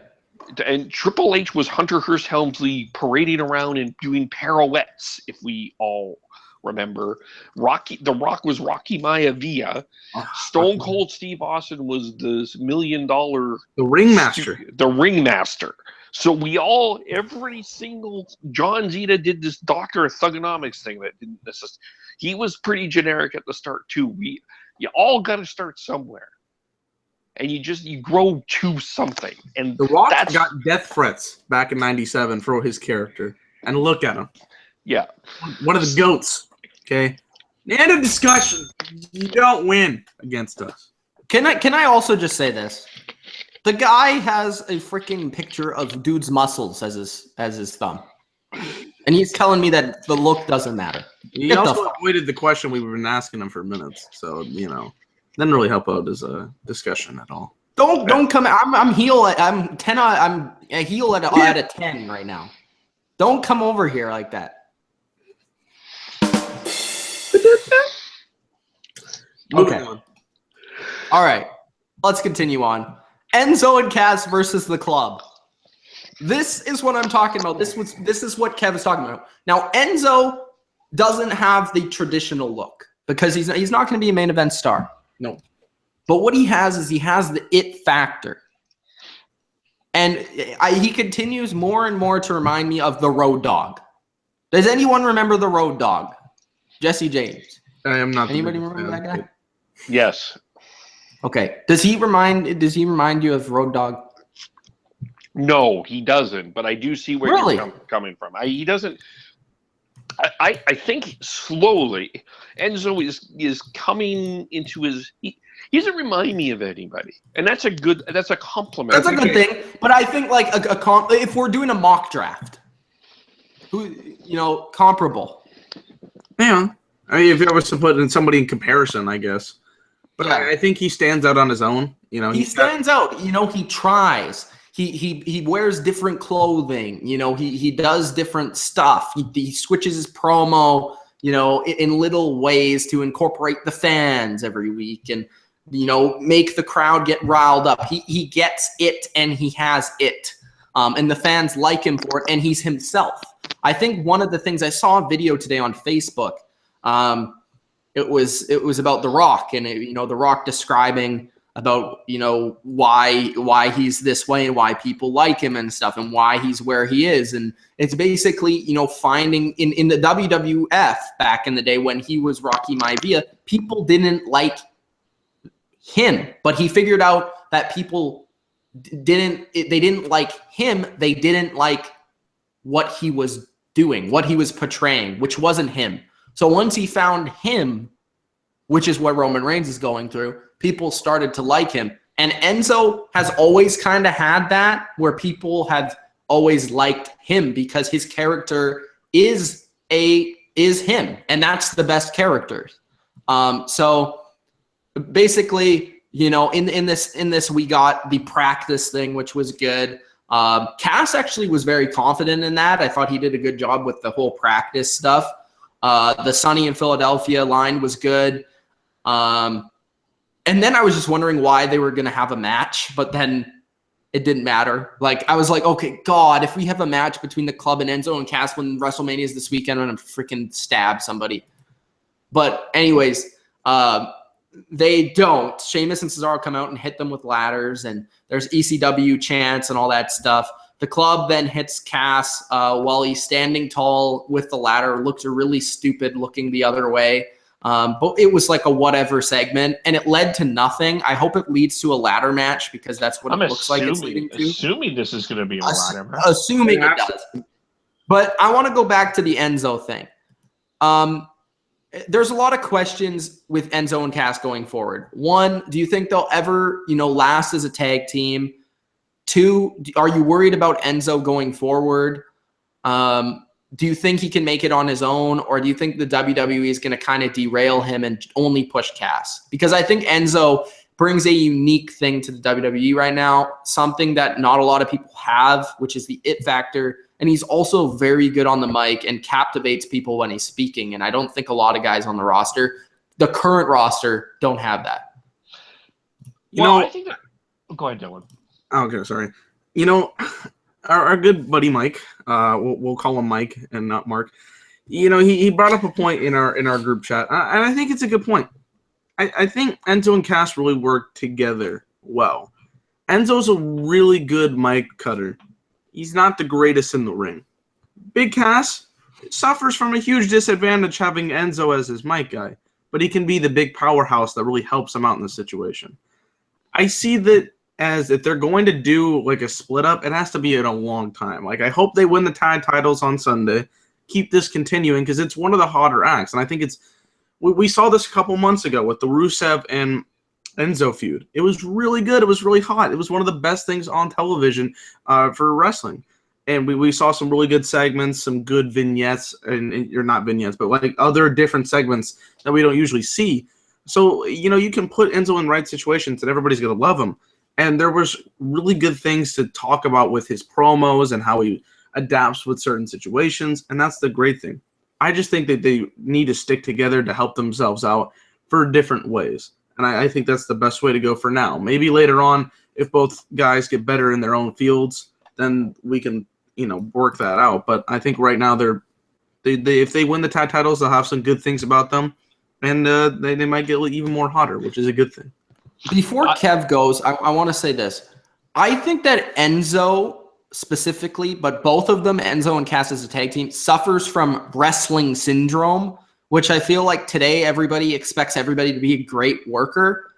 But like if you put Enzo and Cass back, you know, in the Attitude Era, they would be super over because you know, they got the great characters and everything. People would love them. They would fit that era perfectly, and they don't have to be great workers to be over back then. For some reason, everybody expects these guys to put on 5 out of 5 matches when, you know, that doesn't have to be the case to me. Now, I will say, I know you compared him to Road Dogg, but I think a New Age Outlaw and in Enzo and Cass match would be very good. Like, I think that would be entertaining as hell. So you put them in the right situation, they can work out. It's just they haven't been – a lot of these feuds had not worked to their advantage. I think that when Triple H takes over, whenever that is, and Triple H and Stephanie are officially in charge of the company, the idea of just being the big dude that can move is going to slowly fade into some different things that may make Mitch unhappy. But I look at a guy like Enzo, and one of the things that I think is missing tremendously from wrestling is the manager. I really think we need to bring back the manager, and Enzo would be an absolutely perfect manager. I think you put this guy with a guy like not Roman Reigns specifically, but a guy with that kind of talent that doesn't necessarily cut the greatest of promos, and Enzo can speak for him. You can create great heels that way.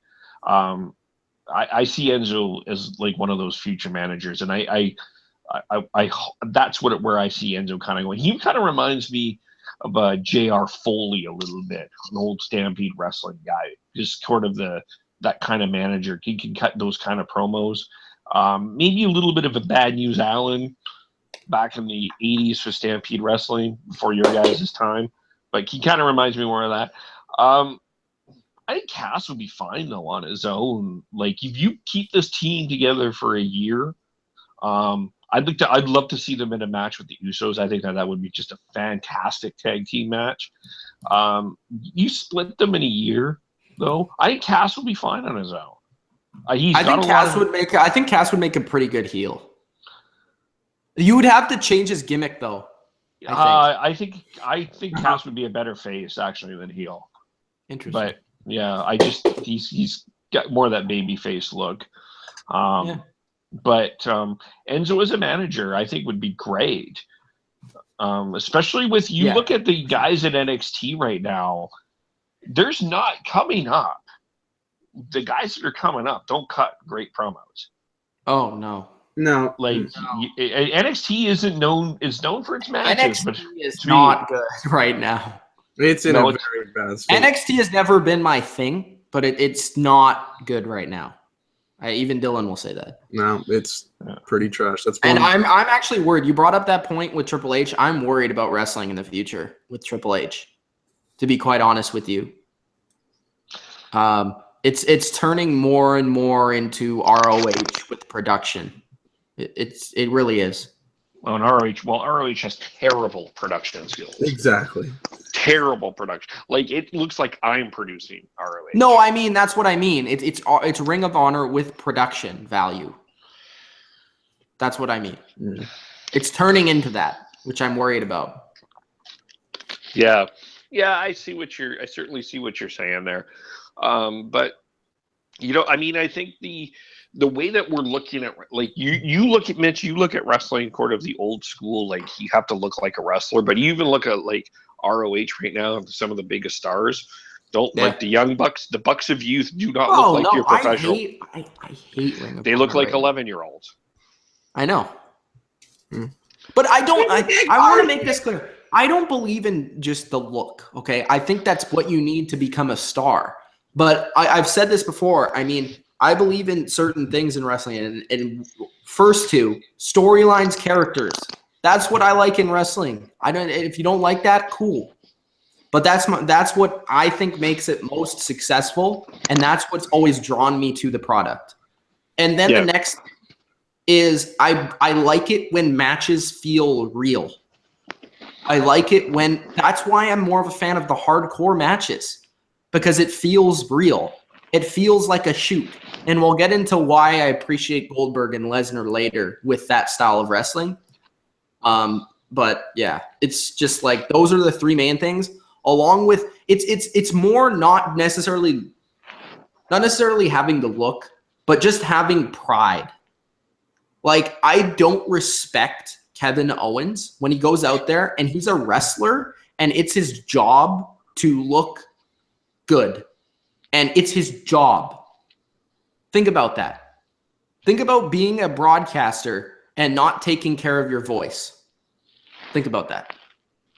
So it's like JR going out to the booth and he's like, and he's sick all the time and his voice is like bad every week. So today we're gonna talk about this match. Wacky inflatable arm flailing two men. Like, or it's also like, a broadcaster not doing his pre-game work. Not learning about the players, not learning about the wrestlers. That's part of your job. Have pride in your job. Kevin Owens is fat. That's the lesson here. It's fat. Next. Well, yeah, we're about to get to him in that situation. Yeah. Well, and that's the difference. Like, I think in anything, right? Like, Mitch, your boy Tom Brady. Like, this is a 7th round draft pick. This guy did not have a natural talent to be one of the greatest quarterback of all time, but he worked his ass at it. Yeah, he's literally the best of all time. Okay. Kevin Owens interview. Just as we talked. Before we get into this, Dylan just reminded me of this. Where the hell is Kevin Owens' suit? What happened? No. I absolutely agree. I mean, they did this prize fighter thing when they were building up the match with Goldberg, and now it just is non-existent.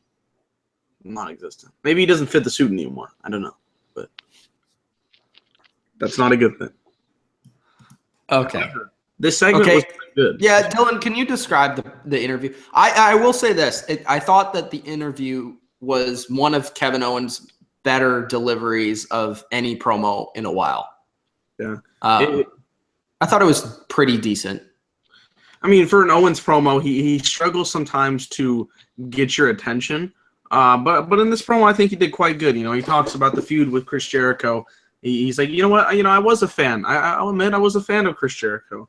I appreciated the stuff. But if I had known the character that he was going to be at this point, I would have thrown all that in the garbage because that's what he is. And I like that. That's a nice little touch to it. He brings up all the stuff that's been going on with him lately with Jericho and how he's just going to destroy it. He was never my friend. He was never my best friend.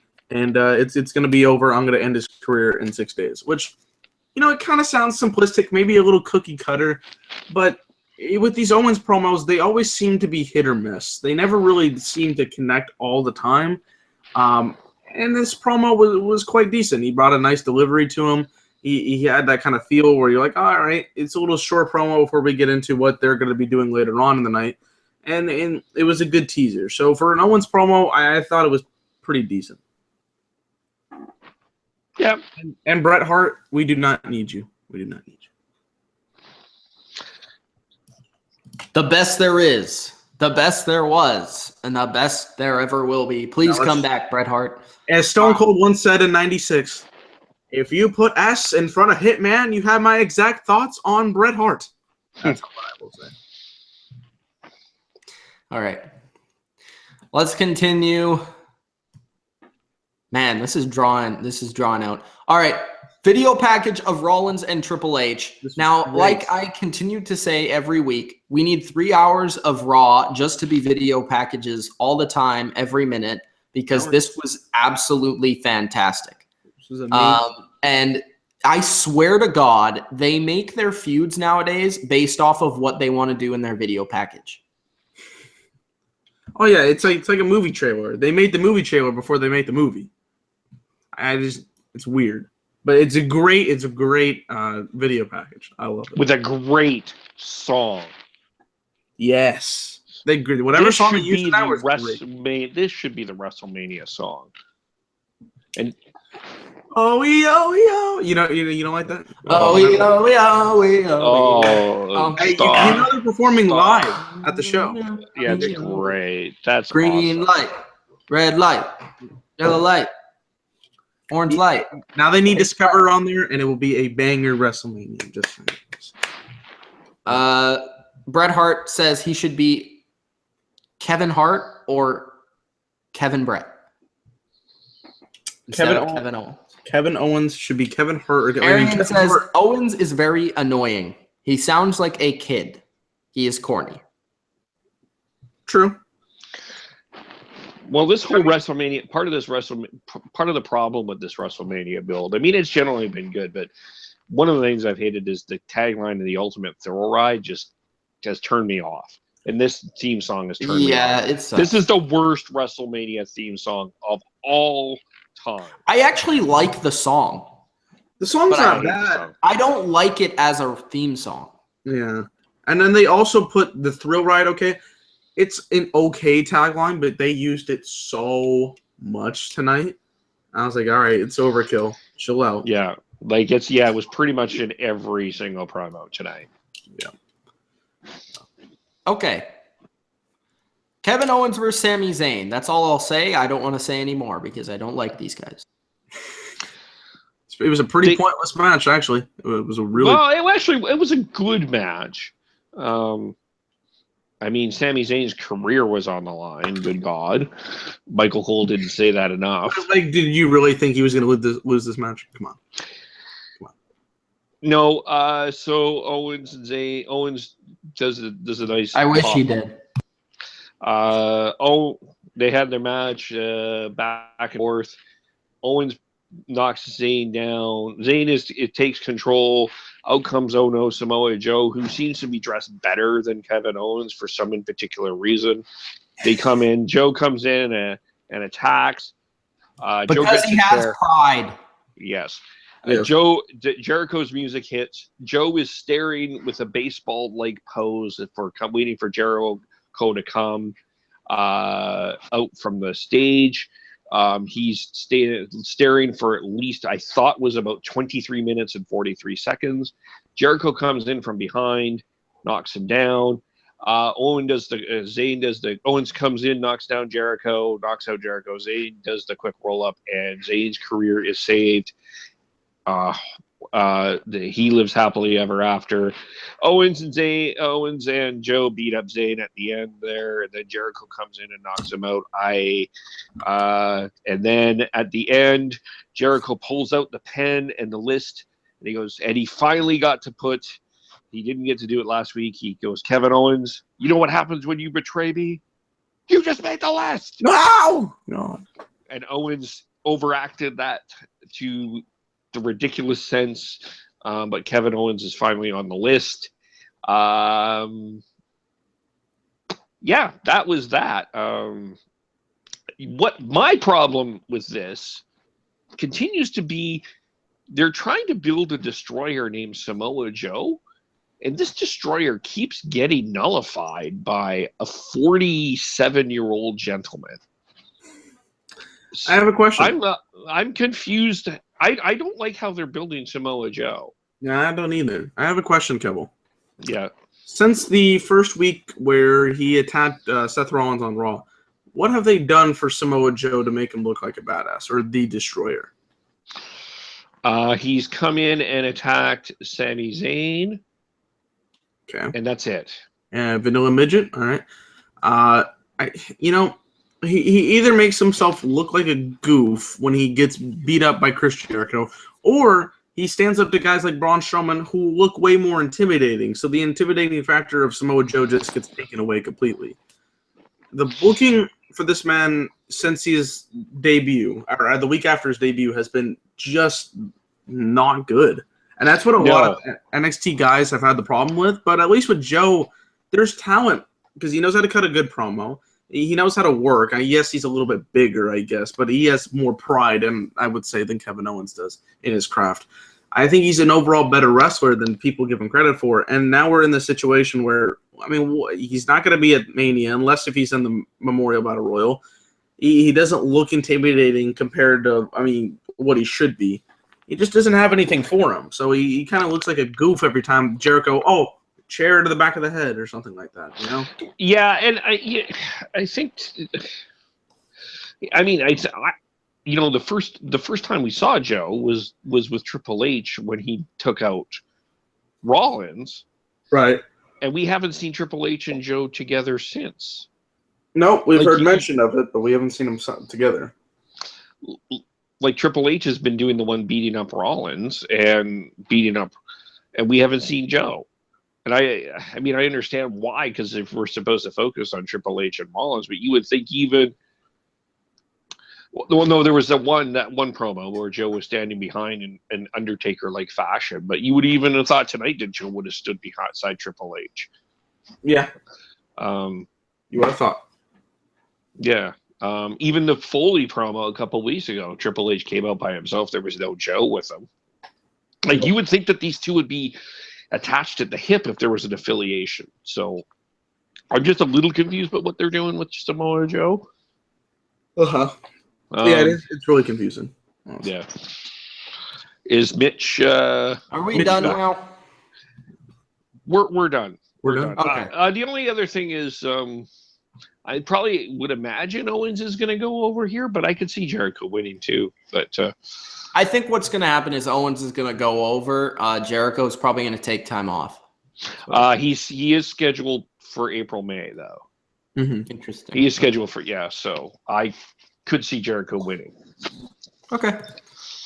So we have Brock Lesnar and Goldberg. We have a promo at the end of the show.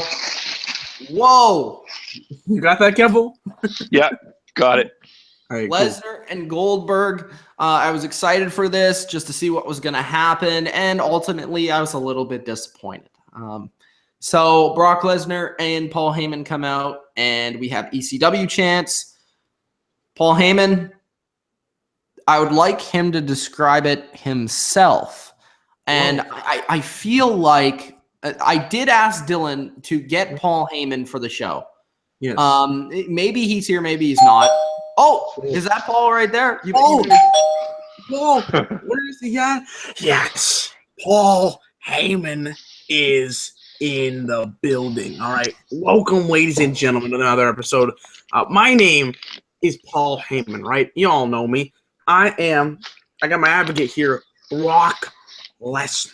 All right, Goldberg, I respect Goldberg, okay? Goldberg is one tough son of a bitch. He knows how to wrestle. He has beaten Brock Lesnar on multiple occasions. At Survivor Series, at the Royal Rumble, he eliminated Brock Lesnar. I have respect for Goldberg. But Goldberg has not faced a man like Brock Lesnar, the Beast, come Sunday at WrestleMania. It's a little bit different this time around.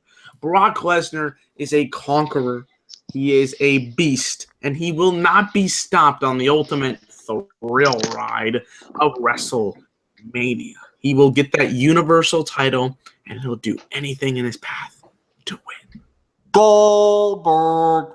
Goldberg. Goldberg. Goldberg. All I hear are these Goldberg chants, but then you won't be chanting that when Lesnar wins the title. Paulie. Yes. So you say that Lesnar is going to beat Goldberg. Goldberg, but what do you say to the critics that keep repeatedly saying, and continuing on tonight, that Goldberg has continuously beat your client to a pulp? Spear, jackhammer, spear, elimination in the Royal Rumble. Does your client fear the spear, Paul? Mitch, I haven't answered this question. You know, my client's saying is usually eat, sleep, conquer, repeat. This time around, it's eat, sleep, adapt, repeat, because we're going to adapt to the situation at hand. Goldberg is a beast. But look at Brock Lesnar's accomplishments. I mean, he's a WWE champion, he's a UFC champion, for God's sake, you know, an NCAA wrestling champion. He knows every single facet of wrestling. He will adapt to the situation, and Brock Lesnar, the beast, will walk out of WrestleMania, the Universal Champion. Thank you, Paul. We appreciate it. No problem. Okay, so Paulie was here to give his thoughts on the Goldberg situation. While I agree with him that Lesnar will have to adapt, I'm intrigued to see what Dylan, what Kev think. Do you guys think that Lesnar will be able to adapt? Do you think that he'll go over in the match against Goldberg? What do you think it needs to happen? Do you think this match should go on? Laz, what do you guys think about this? And what did you think about this segment? Did it sell you on the match? Did it get you pumped for the match? What do you guys think? Okay, to answer that last question first, because it kind of happened before anything else, this segment was disappointing, like Mitch said. So Paul Heyman cuts his promo. All right, good stuff. I enjoyed it as always. He did a little bit better this time around than the last time he was on the show, so I enjoyed that. Then Goldberg comes out. And he's like, you know what?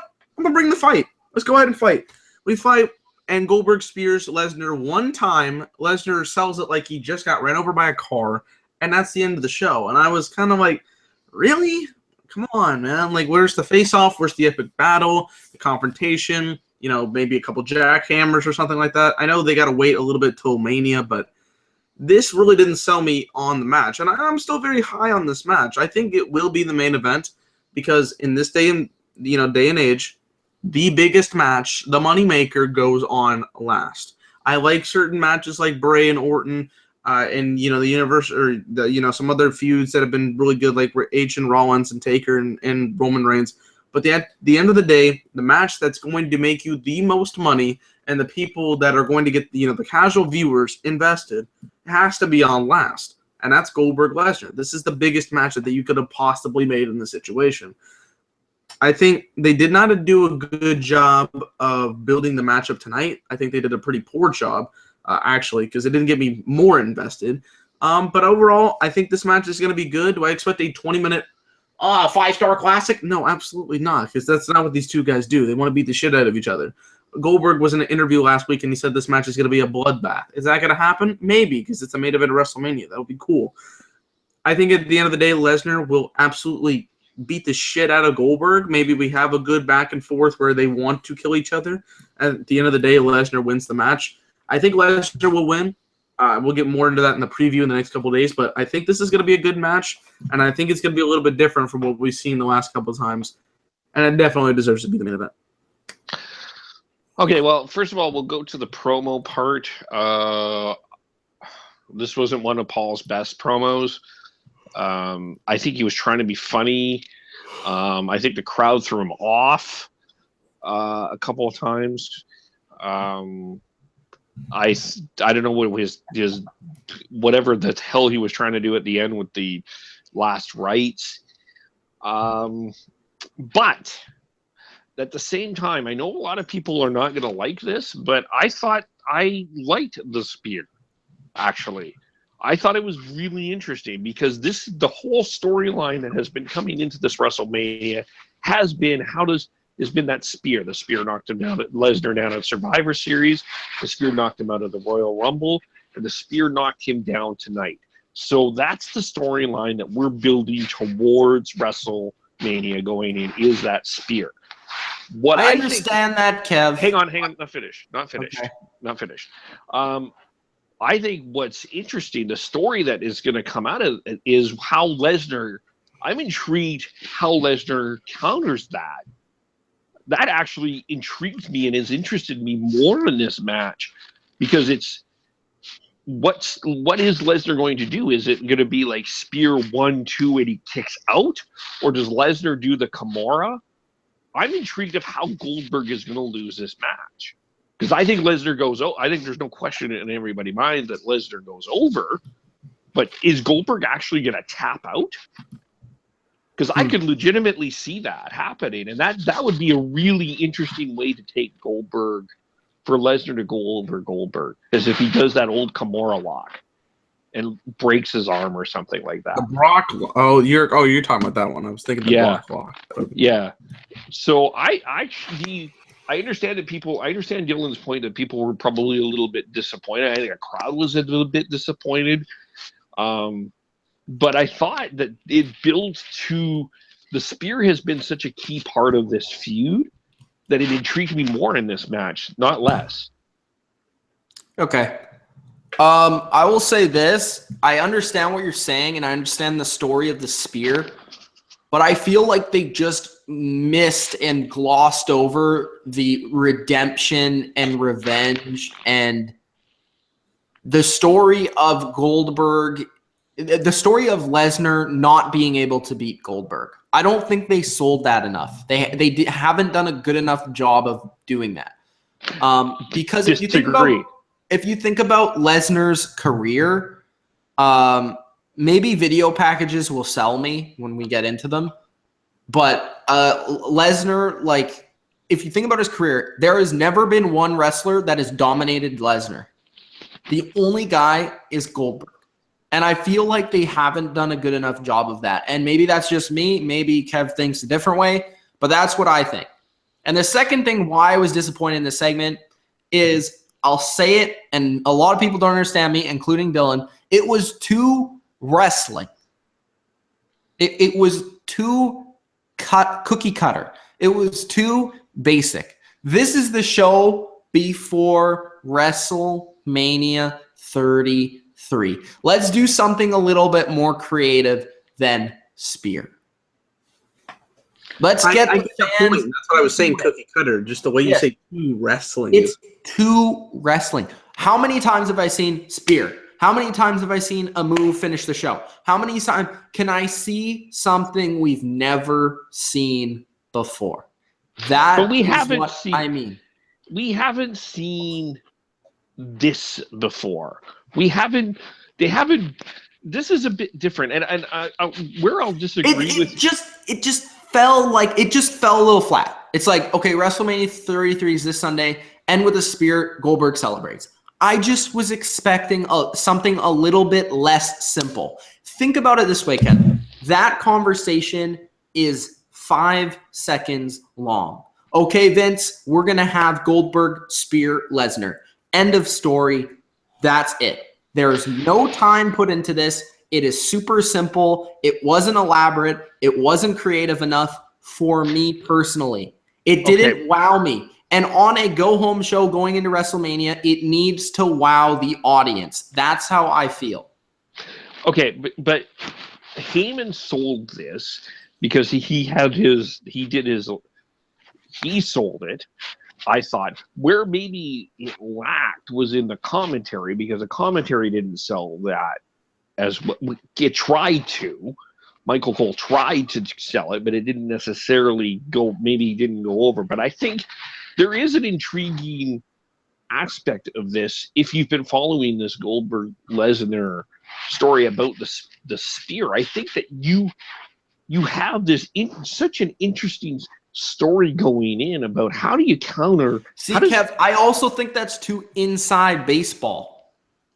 Too many people, not enough people are thinking about that. They haven't brought that into focus enough.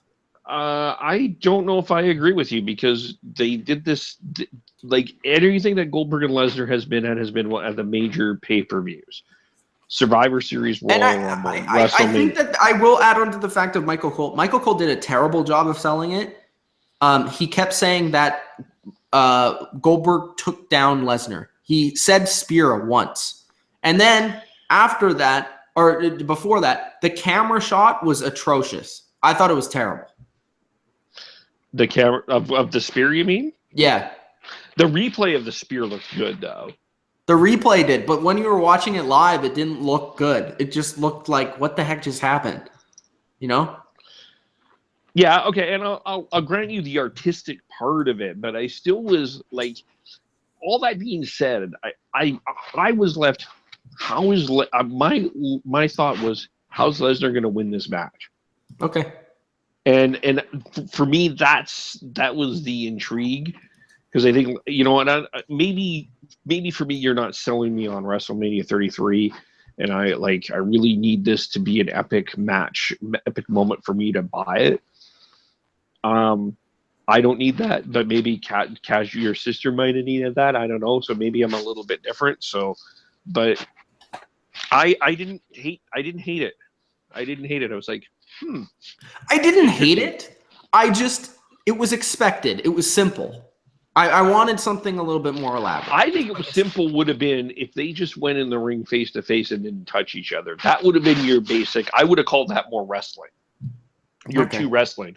I think doing this is building to a story, is building something, is building your, how does Brock Lesnar I do agree with that. I do agree that they built, how does Lesnar win? I agree with that. That's the part I liked about it. But I just didn't think it was creative enough. Duty says, greetings from Belgium. What's going on, man? We appreciate you. Thank you for watching our content. Thank you. Okay, what was I going to say? All right, this is the rant I wanted to go on. Lesnar, Goldberg. These two guys. People say that Goldberg is not a good worker. And I disagree. Because every time you watch a Goldberg match, he makes you believe that he is going to absolutely kill you. He's going to kill the man in the ring. You believe that this is a real fight when Goldberg is fighting somebody. He ends a fight with Brock Lesnar in a minute. Lesnar, the way he fights, it's a shoot. It looks real. That's what I like about wrestling matches a lot of times. When guys can make you believe it looks real. And with Goldberg and Lesnar, that's what I like about their wrestling style. No, Goldberg's not going to put on a 20-minute classic technical wrestling masterpiece. But he is just so good at making you believe in him and making you believe he is a legit badass and making you believe he could kill somebody in the ring. That's what I like about their style. Couldn't agree more.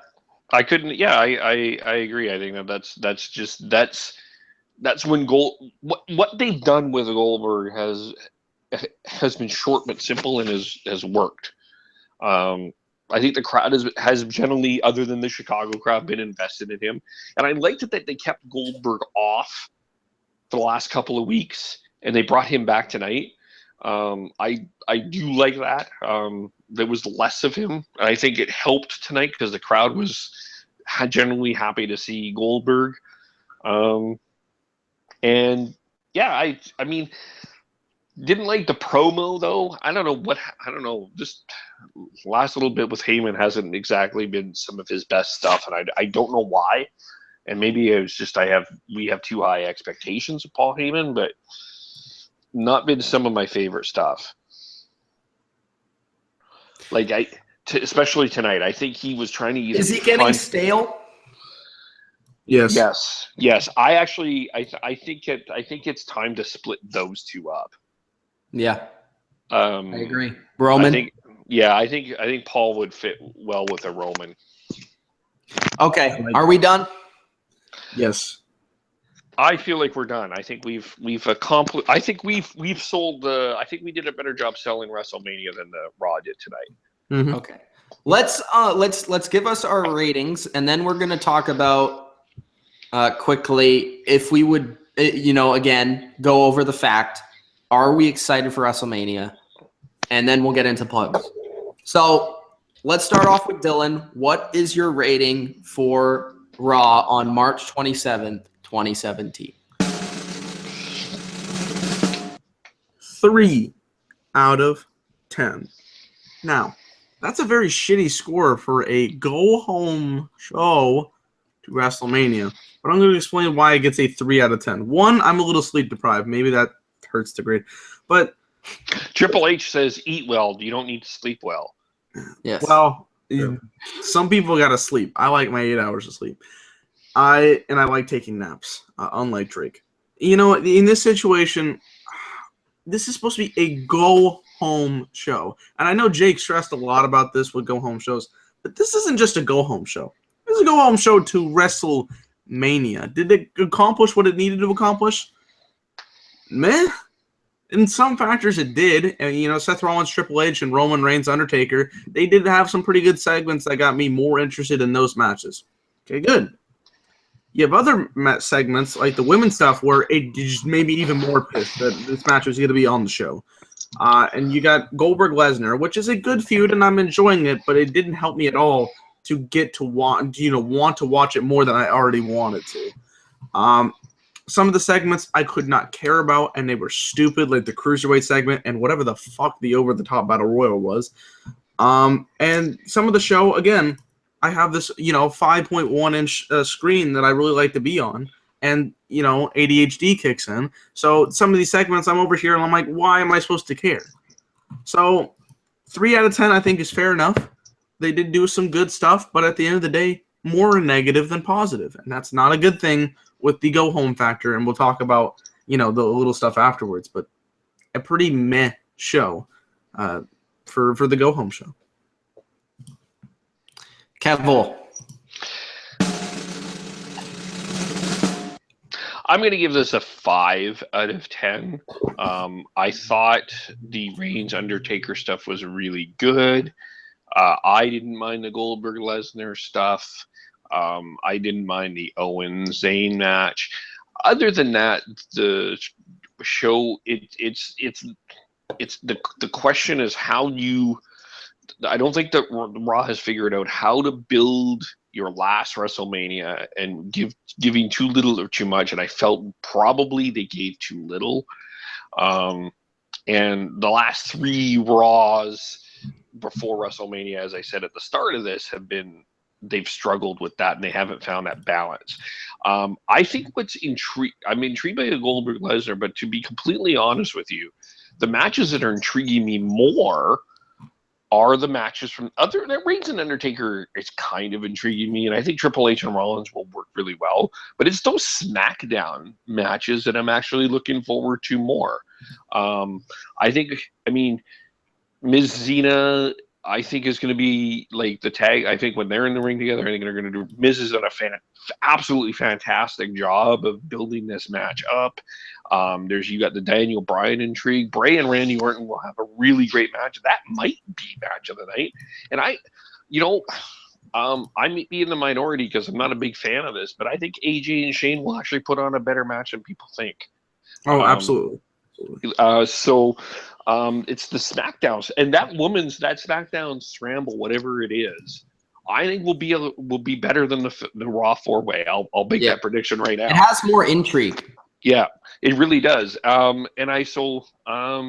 me, I think the ultimate go home is what's going to happen tomorrow. Did tonight leave?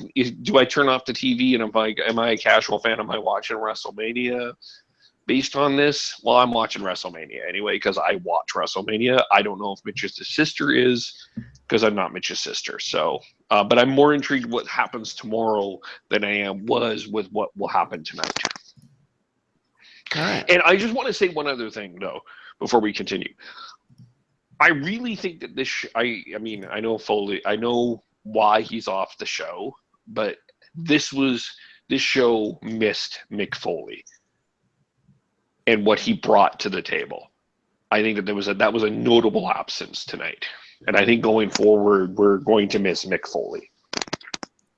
That was money, Kev. Yeah. Money. My rating. I will give it a 3.5 out of 10. Slightly higher than Dilly Vanilli. But Dilly Vanilli forgot one important piece. The 0.5 for Charlie Caruso. Oh, shit. Oh, you're right. Oh, fuck. Okay, 1. Hated the women's segment. Yeah, absolutely. Sami Zayn could fuck off. All right. Cruiserweights sucked. Seth Rollins and Triple H, I enjoyed that. That's a point right there. Over the top rope challenge, I don't even care. The club, the worst part of Raw. Undertaker stuff and Roman Reigns was very good. Sold me on the match. What else we got? I enjoyed Enzo. He gave a little spark into the show. What else we got? Kevin Owens' interview was okay. The stuff with him and Jericho was okay. His match against Sami Zayn was okay. Lesnar and Goldberg was okay. So mostly we got okay stuff. We got some really bad stuff like the cruiserweights, the club, and all that stuff, and the women's. So for the main matches, I thought they did a fairly good job, and that's what intrigued me in the show. Other than that, I couldn't care less, and I think SmackDown's going to blow this show out of the water, and we're going to see more creative things. And what I was talking about with that Goldberg-Lesnar segment, I'm expecting something very creative with one of these feuds tomorrow, whether that's Styles and Shane or whether that's Bray and Randy. I'm expecting something that's going to blow us away. So that's what I'm expecting, and that's what I'm going in with higher expectations than I did for Raw. So I'm going to give it a 3.5 out of 10. But I'm still looking forward to WrestleMania because I'm going to WrestleMania. Of course, I'm going to try and have fun. I think the matches from a pure match standpoint are pretty good. And like Kev said, I think that he brought up good points with some of the matches there. Randy Bray could be a great match of the night maybe. You know, Owens, Jericho should be okay, or if not good. Then we have the Taker and Reigns match, which you didn't bring up. I've been saying this. I think I have this weird feeling that, especially if this is Taker's last match, this could be the match of the night. I think a lot of people are sleeping on it. I hope the fan reception doesn't ruin it, but I feel like this match could be really good. I said Reigns and Taker. I think I said I'm looking forward to it. Yeah, I'm looking forward to it. I think it could be really good. And then you have Goldberg Lesnar, which has a lot of intrigue, as we discussed. And the SmackDown side, Styles and Shane, if you had to put money on anything, I think that is money down as match of the night, as we've discussed. Myself and Dylan have at length. Blaze HD, what's going on, man? Hello from Canada. I'm from Canada as well, so is Kevil. What's going on, man? So, anyways, that is my grade. One more thing. Yes. Oh, go.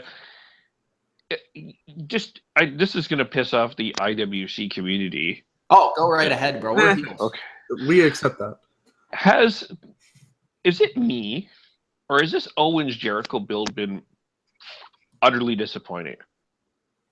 It has been the last couple weeks, for sure. Like, it has been very mediocre the last couple weeks. After everything that they've been through to get up to the Festival of Friendship, from the Festival of Friendship on, this has been, I think that has been the most disappointing build up to WrestleMania. I expected so much more from that. Yeah. It has been disappointing, kind of. Bret Hart says, you guys seem to never enjoy the product for what it is. What is it?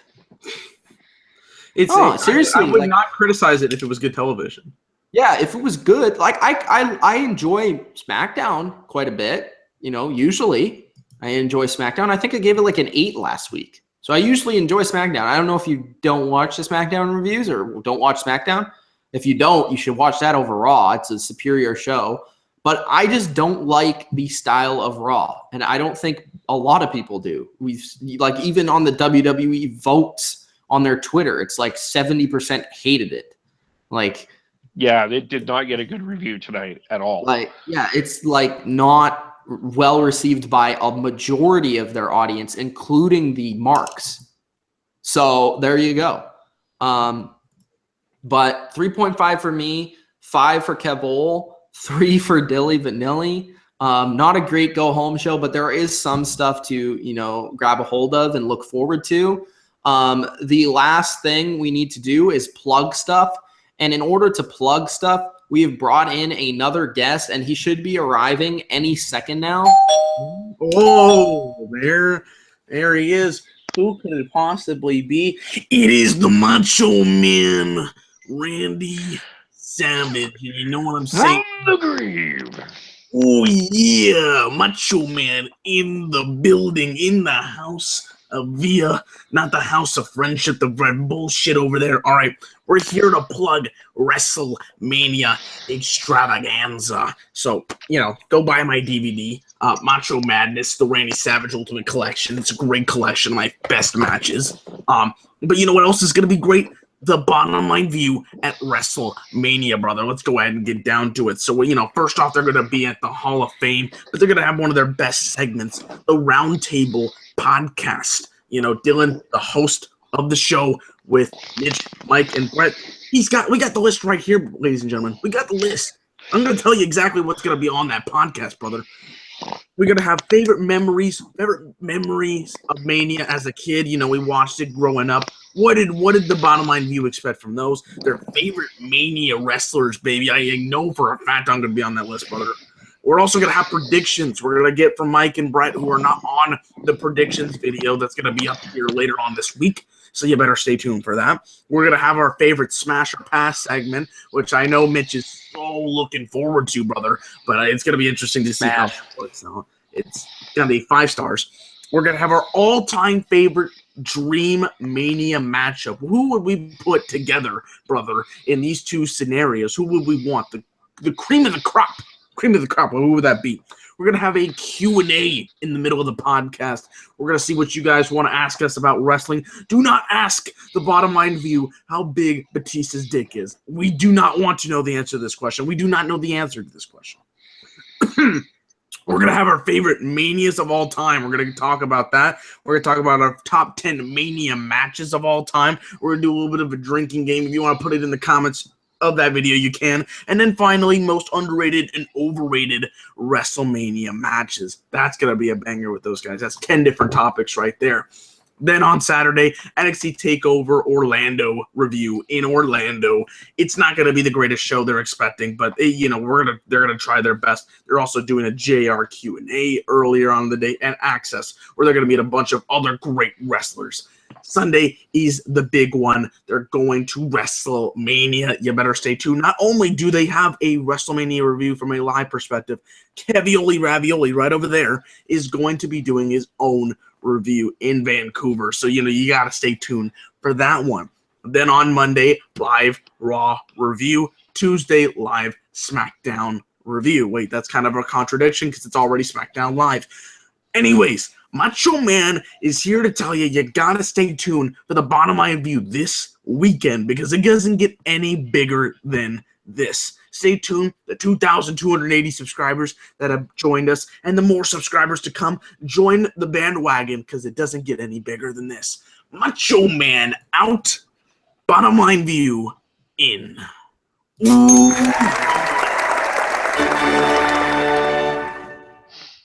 Thank you, Macho Man. Great stuff, Macho Man. All right. So to add on to what he said, subscribe to the Bottom Line View if you enjoy our content, if you enjoy wrestling, if you enjoy our takes on wrestling, and also like the video. Comment below your thoughts. Comment below any questions you think we should add to that little hangout that we're having at WrestleMania weekend. And as far as WrestleMania reviews go, we are trying our hardest, that being me, to get the WrestleMania 21 out as soon as possible. YouTube has flagged it multiple times. I've tried to put it up, but the clips that I'm trying to edit into the video keep getting flagged, so I'm keep having to editing it. I just finished the last flagged edit, so hopefully that's the last one, and I can put it up. I just finished an Aaron Rodgers versus Tom Brady video debate, so that will be coming out as well tomorrow. And the What If WrestleMania Failed video is in process. That hopefully will make it, but because of this WrestleMania review stuff, it's really been hitting hard on the schedule, but we're trying our best. We're going to have our preview out as soon as we can. Whenever we can all meet together, that being us three, and we can do a WrestleMania preview predictions video. And I'm starting a new series, whether that's before WrestleMania or after WrestleMania, probably after WrestleMania. It's going to be called One Thing That Every Wrestler Could Change to Help Their Character. So it's going to be about, helping the characters in the WWE. I'm going to do one for the main event. I'm going to do one for the women, one for the mid-card, talking about their characters and how they can improve their characters in the WWE, because that's part of something that I like about wrestling is the characters. So I like to dive into that. So that's the new series coming out, as well as the Attitude Era reviews will be after WrestleMania starting up. Anything to add to myself and Macho Man of what we said? I know Kevo probably has a couple things. Kevo? Yeah, Riverdale podcast will be back on April the 3rd. Riverdale will be back on the air on the 31st. Is March Madness? It wasn't on. A couple of other just quick things here, not plugging, but just a bit of a quick thought to JR, Jim Ross. He lost his wife last week in a very tragic accident. Thoughts of JR and a thought to Eddie Lack. Brutal collision tonight. I don't know if people heard about that, but he sounds like he is okay. So, all right, sounds good. Shout out to JR. Shout out for still putting his show on. We're going to JR. Yes. We'll let you know about that show and how he is. So, for sure. Any last comments? Mad respect for that. Yeah, mad respect for him for doing that. Stay tuned. This weekend is going to be a banger. We didn't upload in the last 2 days. We apologize. We were trying to get one video on there, but YouTube is a bitch. We are also going to do a March Madness preview Wednesday or Thursday. So, the people that commented about March Madness in this particular video, stay tuned. Don't worry. Patience is key. Patience is virtue. So stay tuned for that. We'll have AC, who is the real moneymaker on there, finally. And, this weekend. That's all I'll say. All right. Thank you guys for tuning into this really long Raw review. If you stayed to the end, oh my God. Thank you guys very much. You guys are the GOAT. Thank you very much. From Mitch, Dylan, Kev, peace out. Peace.